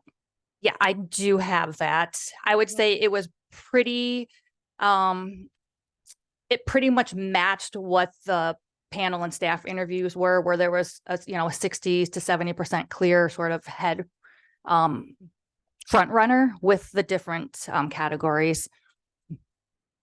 So will you share that with us, please? I know, I say this because I think it's important to understand as we're talking about this. I have never made a decision in a group kind of setting where we don't actually get to see what each other rank, because then we can have questions. We might be like, oh, you didn't see this. This is what I saw. And so right now, I actually don't even know how to have that conversation with my colleagues. Yeah, our goal is really to provide unbiased opinions, and for you to have sort of an unbiased opinion without hearing everyone's opinion, which is the only, we collect the evaluation forms just to see your first, your impressions, if you think they meet expectations based on different rubric qualities, which the summary I provided, showed, who met, who didn't, or who they selected, or who they would recommend move forward, who they wouldn't recommend to move forward. I'm happy to share if Mayor wants me to share if I get another a person. tally for based on rubric qualities. Have that I have a sheet I can pass around. Yeah. I mean, I'm just, if we need 2 council members to do it or the mayor, I don't know what to say about this. I'm feeling a little lost, to be honest. I do feel like it's part of being unbiased to understand what's going on. And in conversations we've had since, there's been some further information. What I don't know what further information. I mean, I'm just saying, that's why I'm asking. I'm just saying, like, I don't feel like what we got is an end all be all. And so that's why I want the information. So the anonymous tallies, is there a way for us to get just like the same kind of numbering that we had for the final question for each of the competencies, what you're asking? Yes, thank you. And do you want me just to pass that around? Do you want me to? If you have it now and you can pass it, yeah, sure. We might need copies. Another question. I don't know if we want to. Yeah. Make copies. Thank you, Erin. Another question I have, just for us as we were talking about the different information that we are considering is a process for doing. I know when we talked about scheduling these interviews, and we talked about possibly having a community meet and greet or something that would happen after the fact. So I just wanted to hear a little bit more about that process and what we would do for that, and when we could think about when we could do that. Yeah, I believe, correct me if I'm wrong, we discussed that, or that came up when I had my colleague Amy with me. We do typically like to do the community receptions the day of the interviews. That way everyone is here. It's not the only reason you would want to do one after the fact, or what we see in other communities and what their best practices are, is if you still have questions, and you want to get to know them more, that would really be the only reason to have a community reception after the interview day. I'll leave that up to you. Yeah, I know when Amy was here, I did bring up the idea of us doing it, but we didn't add that, I don't think, to the process in that moment, because I think maybe we weren't on the same page around solidifying the process then. Okay. I think if council members are interested in doing that, I wouldn't be opposed to it. I guess I would have questions about what does that look like in terms of the contract that we have, and is there additional costs? Like, what would that mean? Mm-hmm. This was one of the things that was in it, talked about a community meet and greet. In the process that we said yes to, or Well, I'm saying with our contract with, just in terms of the full service of all the things that could happen. Yeah, it is included. I mean, if you wanted to do it, it is included. It's not an extra charge. Oh, okay. Mhm. I would certainly like to do it. I think the interviews, all the information we've provided is Rhonda, thank you. There's been a lot of information and that's been great. But the interview format that we have is a person sitting at a table with a bunch of people sitting on a dais, and that doesn't I'm used to having a couple different interviews with people, either in group settings or and individually as well. I would like to have some one-on-one time with both candidates. I know Andrew because I've been working with him for 5 years, and but that's not it's a different conversation than the day-to-day kind of things.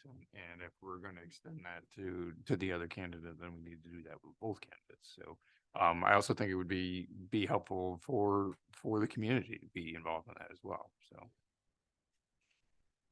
Yeah, I mean, if that's something you want to move forward with, you'd want to set that date and talk about that tonight so that we could let the candidates know that. I mean, so the 3 pathways moving forward from here would be obviously extend, you can move forward with one candidate. You can do a second round of interviews with the 2. You can do the community reception, or you can restart the search. I mean, really, those are the 3 pathways to go from where we're at right now. I know which one I don't want to do. I saw a hand in my peripheral. So with the community meet and greet with both candidates, would that be the community meets both candidates and then we vote on who we want as city manager, or? You wouldn't make a choice until after that, if that's what we were gonna do. Okay, I'm in favor of that. How quickly do you think that could be organized if we chose some potential dates? I mean, well, we would have to, number one, to see availability for the 2. I would say a week, within a week or 2 weeks. Thank you. We'll be flexible, so I guess it's what works with council. And then also just when you were laying out the options, so saying like another round of interviews, community meeting, is there a way that we could combine like the community meet and greet with, you know, maybe more one-on-one time. Cause I agree with Council Member Wilcoxen that I would also like to have just like a one-on-one conversation. So I don't know. So is that something we can combine? Like, so if they're coming, that we can have some time for us to meet with them and then also for the community to have time to meet with them. Yeah, absolutely. So you would maybe schedule for, a couple hours. Hopefully everyone gets their chance to speak with whom they want, one-on-one, if community members want to. And it's always a little bit more relaxed, and not as formal, versus an interview. And it's best to do it on interview day, but that ship has sailed. So this will work. You want to pick a date? We pick a date for this. It seems like there's consensus to have the meet and greet.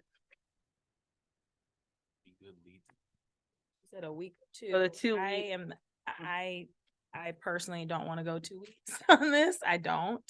I also recognize that now the other candidate who's not local, we have to figure out what makes sense for, so I want us to keep that in mind, that we will have to make ourselves more available and flexible because we're asking for something now that wasn't a part of the conversation with him originally. And I would say the only risk you run is candidates dropping out and withdrawing. The longer the process goes on, that's really the only risk that you run at this point. So the sooner you have it based on availability, probably the better.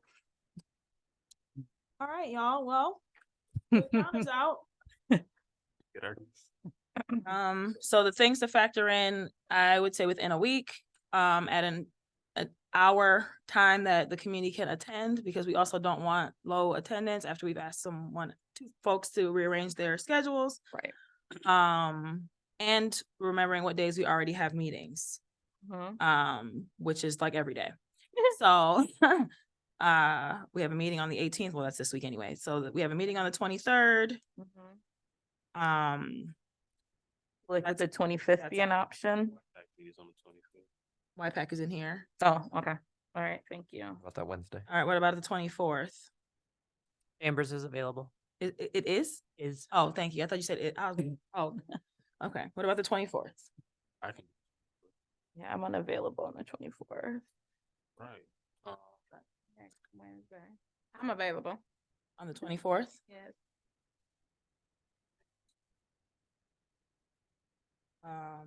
What about the 22nd, the Monday?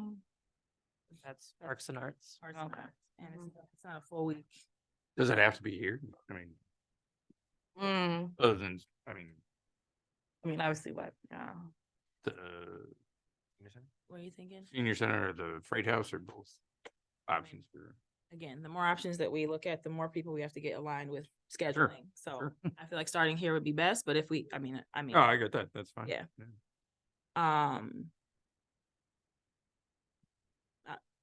So the 24th is out? It's in for me. Are you, so someone's not? I'm not available on the 24th. But I could do almost any other, like, the following week, like the 29th, the 30th, the 1st. That's pushing us out almost into the 2 weeks. So what days were most of us or all of us available next week? The 22nd? 24th. That was the only day? Yeah, the 26th. 26th to Friday. Is it the 19th a possibility? I mean, that's within this week. I mean, I don't know. Oh, I would have to notice it. Friday, yeah. Yeah, we have to notice too. Yeah. I mean, I could do the 26th too, probably. But 10 days out.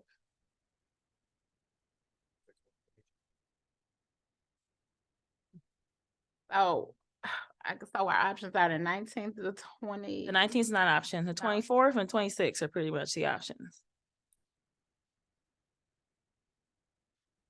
Are weekends options? Okay. So what I'll say about that is in terms of like, I struggle with asking someone who's interviewing for a job to come on the weekend. I struggle with that personally. I think I like good boundaries. So this is business. I think it should be on a business day. Although they are coming well after business hours.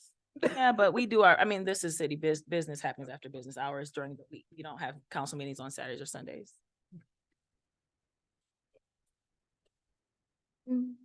I'll make myself available whatever day works for you all. So I'm gonna.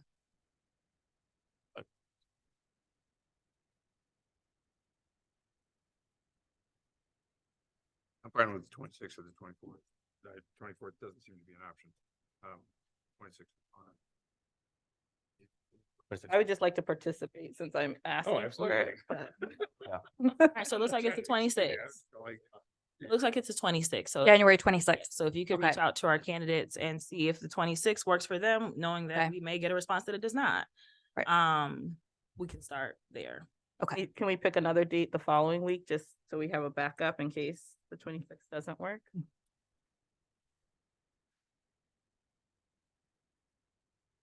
And then I'm just wondering if part of the conversation with the candidates would be if those dates that we have the 26th, and if we pick another date, what date would work for them?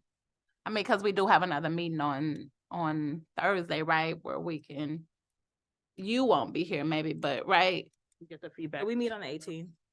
right, but Yeah. so, Just in terms of if there was a couple of days for them. Have them pick. and if it happened to be a weekend day, just so we can get it done sooner than later.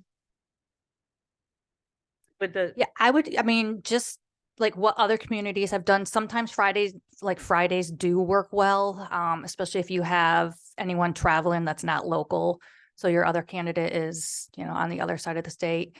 I say if you want to pick 2 dates, it's not a bad idea and give them if one doesn't work, there's a backup. with the 29th, so that's the Monday, is it open on the 29th? Chambers is open. The 31st is the only one that's out that week. So I don't know if the 29th or the 30th might work for you all as a second. That's fine for. I would say the 26th and the 29th, then the sooner the better, unless neither of those work. I'll say the 26th first. I'll just get feedback, and if we need to look at the 29th. Okay. And I was just thinking, I wonder, well, this is just as we're talking about space, just like what a community meet and greet would look like in this space. I'm not sure. I think the last time we've done them, it's been in like more open space, right? Like the police chief, wasn't that was in RAC? And you want me to respond? So that was planned during the process. So we had met with RAC and like it was included in the timeline. I have been a part of meet and greets in here with previous candidates, and it's worked. We just don't have all the chairs here like this. We move them out, and so folks are literally it's like a mix and mingle, and we've done it here. And it's worked in here. People come in and out, hang out in the hallway, come back in. There's also downstairs if folks want to go down there and sit, whatever. We've done that in here too. And what would we want? Like, what kind of format works well for that when you've had it? Like in terms of, is it like they give some remarks and then like kind of break up or what? Yeah, in the past it's been really like super informal, brief. We've introduced them both to the folks who are in attendance at the beginning and say, these are our 2 candidates. This is so-and-so, blah, blah, blah. This is so-and-so, blah, blah, blah. And then just make like an announcement to make sure that folks understand that lots of people want to talk to them. And so please be mindful, as you're engaging with folks to keep it brief. They allow for other folks to engage with the candidates, and then they just move about and, talk to people. I mean, but again, this process is ours. And so if there is an idea for how we would want to do that differently, we can. It's up to us. Can we build in time in the afternoon of that day for one-on-one sessions with council members? I mean, I don't see why not. Because then that takes that whole interaction out of the meet. Oh yeah, that wouldn't be our time. I wouldn't. Yeah, I would think it would be great if we could I don't know, sign up for some blocks or something. If we get, I was thinking like in pairs maybe or something like that, so we don't end up with 6 hours of yeah, I person don't need interviews that. again, basically. Yeah, and keep it informal too, like pairs might make it just a little, seem a little bit more relaxed. and- I'll buy y'all some snacks. All right, that sounds good. With that, I'll front that one. You know, I'm putting that in my notes. I ain't say what kind of snacks. I'll buy some I mean, because we want to, I don't want it to feel like another. Yeah. because we didn't say. Yeah. Interviews. Yeah. Yeah. I don't want to like ask interview like Right. questions necessarily. Yeah. So earlier in the afternoon before the meet and greet to have a couple blocks, maybe 3 blocks of time with paired council members and then a meet and greet in the And when you say early afternoon, like what, 3-ish, 4-ish, what are we?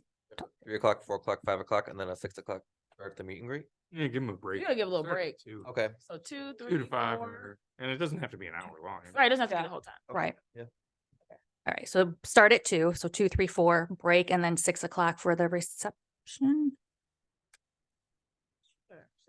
Or 6:30, 6.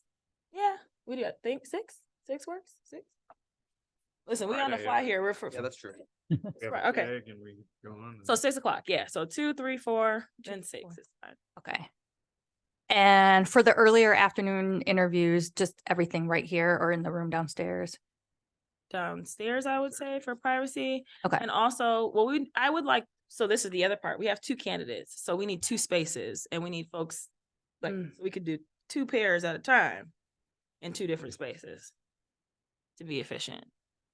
Yeah. I would, yes. What's that? For the council folks to meet with them.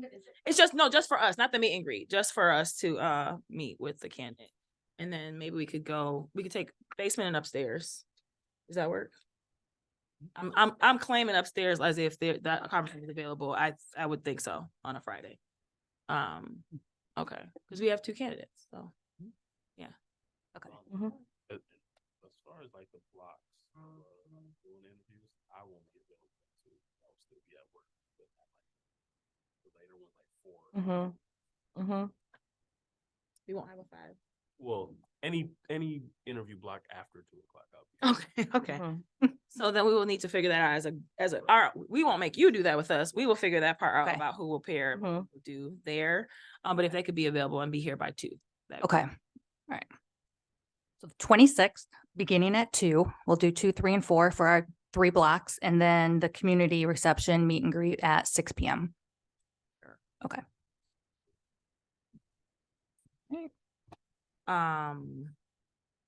Mr. Barr, yes. I'm going to be out of town that week. Did you want me to have an assistant attend for those? Do we need an attorney? Do you think we need? I don't What do you think so, but. No, I think we're okay. Thank you. Thank you. Anything else for Barbie before we get back into our part?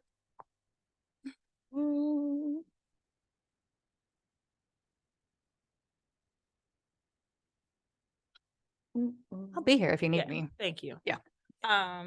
Okay, so now that we've made these decisions and we potentially have this thing that we're doing next week or the week after, we probably should figure out like who can be here when so that we are organized and together. I'll take the early slots because I'm gonna take the afternoon off, so. Okay, so you'll take the 2. You'll be here at 2. I'll take whatever doesn't. What needs to be filled when, because I'm gonna take the afternoon. I have a 4 to 5 appointment with a client that I have standing appointment, so I need, some earlier slots too, so. I don't know, Steve, we can do 2 together.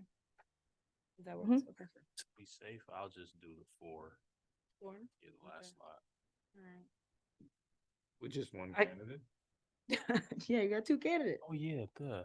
So Well, you're gonna, are they split? Are they each an hour? Are we like splitting like each hour, like a third, or are we trying to like swap? We should be here for 2 hours, one. okay. Each.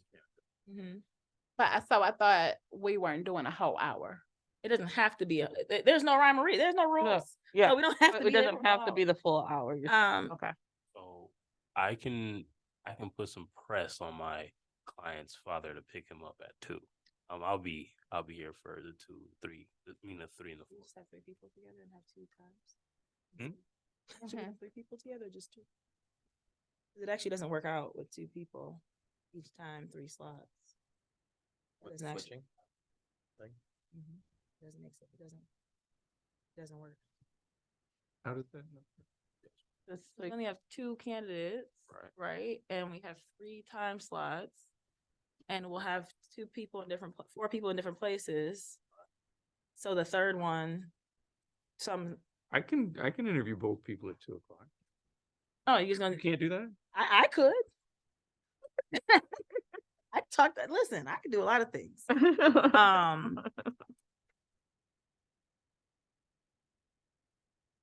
I wonder, You're wondering? Mr. Barr, yeah, we'd love to hear from you. I'm a little confused about the process. All right. How many council members will be with each candidate at each time? Less than 4, for sure. Less than 4. you're talking about 2. But I'm thinking, what about 3? Evan? If we're doing interviews this week for the open seat, and we're planning on doing the appointment at the next regular meeting, right, the 23rd. So would we have another council member by that 26th meeting then too, that needs to be incorporated into this? You might. Yeah. Just looking at. We'll my mind and definitely have schedule. another council member. You legally have to. Oh, so we will. So that changes. Everything. It doesn't change much. Just- Well, yeah, but it adds Yeah, adds one more person. another logistic. Yeah, as long as we don't have 4 people in a room, I feel like we're okay, right, Mr. Barr? Could we? Well, can't say that you're okay, but if you have less than a quorum, then that's not a open meeting generally. Unless it's a ploy to avoid the Open Meetings Act. Definitely not. We don't do ploys. We don't do that. So this is like where I'm like, okay, I feel like I need like a spreadsheet, and it's like you got each of the blocks, and then people just put their names in it. I have a question that I don't want to ask. I'm not gonna ask. Never mind.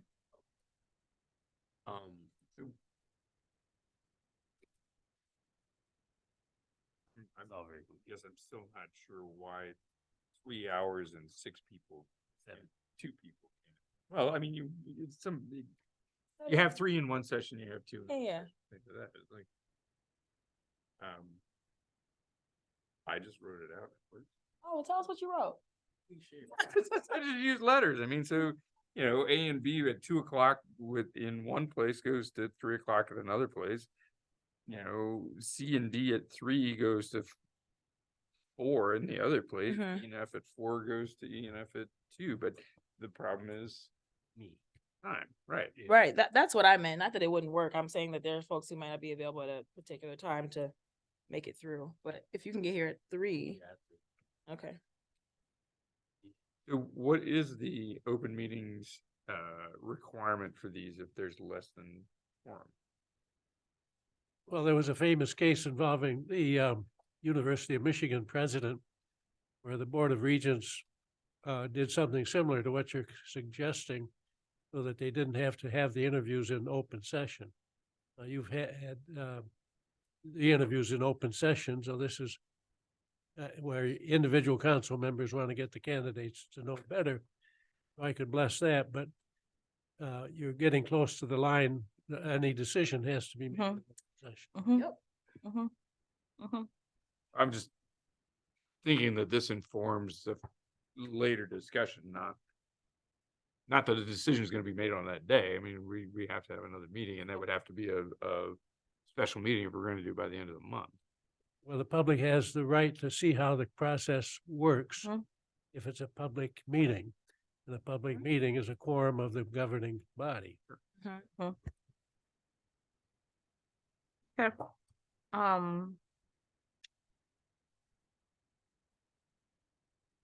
The meet and greet is of a different category because everybody has the right to be there and see all the interaction. In this situation, you're having a situation where the public is not involved to your private conversation. Do we wanna, I'm just making a chart. Is that okay?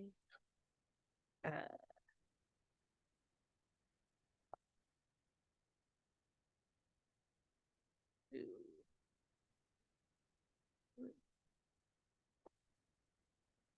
All right, so Steve, you said you can be here at 2. You can start at 2. Mhm. Okay. I feel uncomfortable with this, but after what Mr. Barr just said, I just want y'all to know, but I'm sorry, say what you said. I feel discomfort the way that we're doing this. In terms of figuring out like where people can sit or when people can do it. Well, No, not that part. Oh, okay. the safest route is to invite the public to the interviews.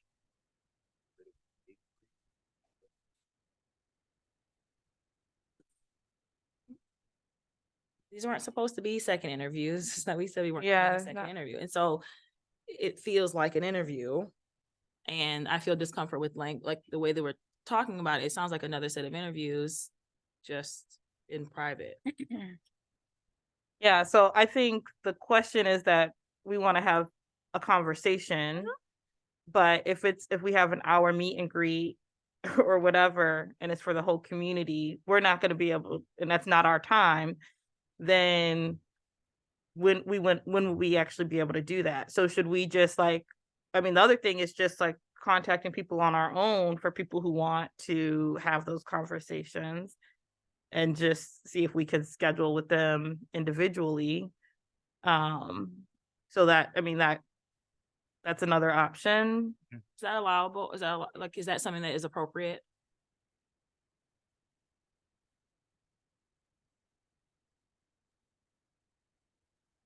I'm concerned about the University of Michigan case. You've had the interviews, the public was invited. Now what you're indicating is that you want personal contact with the candidates without the public there, as I understand it.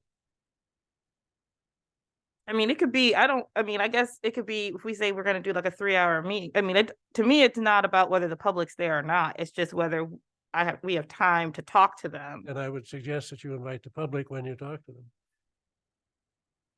So then I would say that we would be I would say that we should then look to start the meet and greet and have it be a longer time than, I don't know, how much time did we say it would be? If we started at 6? I don't even know if we said, did we say? think we said at We end didn't say, time. we didn't say the end time.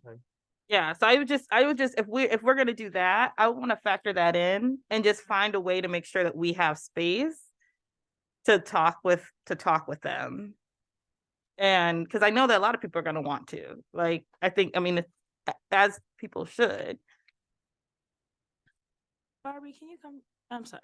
But I think especially because in this situation, especially because we have an internal candidate where people have a lot of interaction with, I feel like, I would like to have some other interaction outside of what we've had.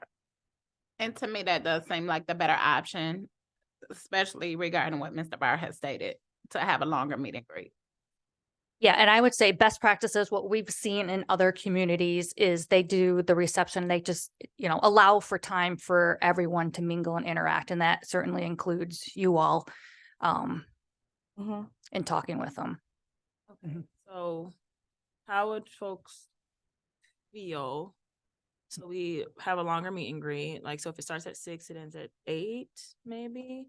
Do we feel like that would be enough time for, if we prioritize, like, okay, council's gonna ask some questions, y'all feel free to observe, whatever, blah, blah, blah, in conversation with the different folks and then go? I mean, I don't know what exactly you feel like you need, and how that would work in the space. I was just actually thinking about maybe going the opposite. So if we're saying like a later time is most going to be most available for the general public, like if we start with the earlier time where people can be invited, so people can come, but it might be fewer people, and then we can prioritize being there earlier, and then maybe there's a short break, and then there's the continuation, but that it could be at a later time when maybe more people are going to be able to make it. You're saying Like 5 to 7? 7 or 30, yeah, I'm thinking more something like that. Okay. Same, I'll make myself available. Friday, the 26th, 5 to 7:30. I just wish we could have it sooner, but I understand. Okay, so we'll have a longer block of time, scratch the 2, 3, 4. It's 2.5 hours, isn't it? Yeah, I would say probably 3. I feel like no time will ever be It'll enough. never be enough, so you have to make a decision, y'all. We are gonna be here till tomorrow. So if we say like 5 to 8, which Yeah. means earlier time we'll be here, it'll be an open meeting. Anybody who wants to come can come and observe. We'll have an opportunity to talk to different candidates, pull them to the side, whatever. And then as more folks trickle in, we move into the rest of the mixing and mingling with the public. Yeah, that's typically how we see it done, is having just a time block, you know, you have your coffee, drinks, whatever, you know, snacks, and make it, you know, a true just reception where people talk to each other and just very informal. I feel much more comfortable with that. Mhm. Yeah, I'm happy for informal. Yeah. Okay. That sounds good to me. And so I was just wondering, so you'll be reaching out to the candidates tomorrow? I'll, Tonight? yeah, Okay. I will probably tonight. Okay. Okay. Yeah, just to be fair. And Okay. if I don't reach them tonight, then definitely in the morning. Okay. So, but if you do get the information tonight, you will email us tonight? I will, yeah. Okay. Okay. Yeah. Because to me, I guess too, I'm partially wondering if either one of those dates don't work for either one of the candidates. Again, I'm just wondering, will you ask what date works? And we do have a meeting on Thursday, so we can probably figure that out. I understand, but I was gonna say, I'm gonna push back on that and say that if those 2 days don't work, we're gonna have to like make some different choices. We have elections coming up. We have things we have to do, and moving out more than 2 weeks on this is not gonna be positive or fruitful for us. right, no, I'm not encouraging us to move out further than 2 weeks. I'm saying even if a weekend date was available. If that works for, you know what I'm saying? Like, again, I am going to make myself available as well, but I would hope to get it done sooner than later. That is actually my hope.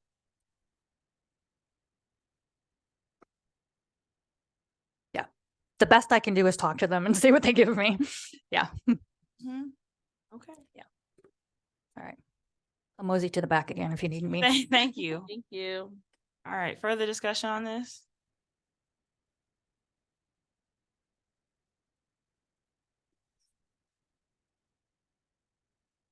That's it. All right, this is our second opportunity for public comment. If there's anyone in the audience or on Zoom who would like to address council, please feel free to raise your hand virtually or in person. Anybody online, Aaron? Anybody on Zoom wants to speak, press the raise hand button. Loki Ivy. Good evening. Hi, I was just a little confused about what the outcome of the chat was. And so I wanted to have it on the record in the video of what happened when you met with the people from the tent city was one of my questions. And then also the other question I have is the discrepancy between what you were saying when it comes to the no trespassing signs and the police saying that they would not enforce clearing people out. So if there's no trespassing signs, does that just mean that they're not enforcing, the police are not enforcing the trespassing signs? I guess I'm just kind of confused about the conflicting data that was given at the meeting. And I relinquished my last 2 minutes and 10 seconds if we can get my question answered. Thank you. Are there any other folks on Zoom? Writing Center. Good evening. Good evening. Sorry, I don't know why it comes up as that. Work Zoom gets confused. This is Sarah Rowland. I'm just trying to understand what you guys decided tonight. So, since there was so much back and forth, just to clarify, it sounds to me like you're going to have the candidates come in from 5 to 7:30 at some future date, and that council is going to come and talk with them before they open it up to the public? And then the public will be allowed to mingle with them, or is it going to be entirely informal for the 2.5 hours? I'm still confused. So if you could just clarify what the plan is again, I would appreciate it. Thank you. Thank you. Okay. Is there anyone else on Zoom? And then we'll, Last call for Zoom. okay, thank you. First, okay, so Andrew, can you just reiterate what came out of earlier, the directive that was given in the conversation with AKT?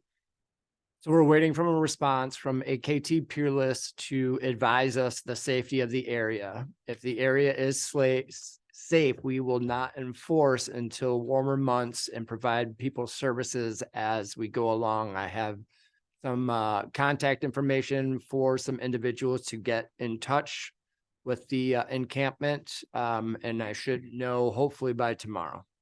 Thank you. And in terms of the next steps, Barbie from Amy Cell will be reaching out, and the time will be completely mixed and mingled. It's not separate for council or community members. All right, if there's nothing further, this meeting is adjourned. Thank you. Oh, Lord.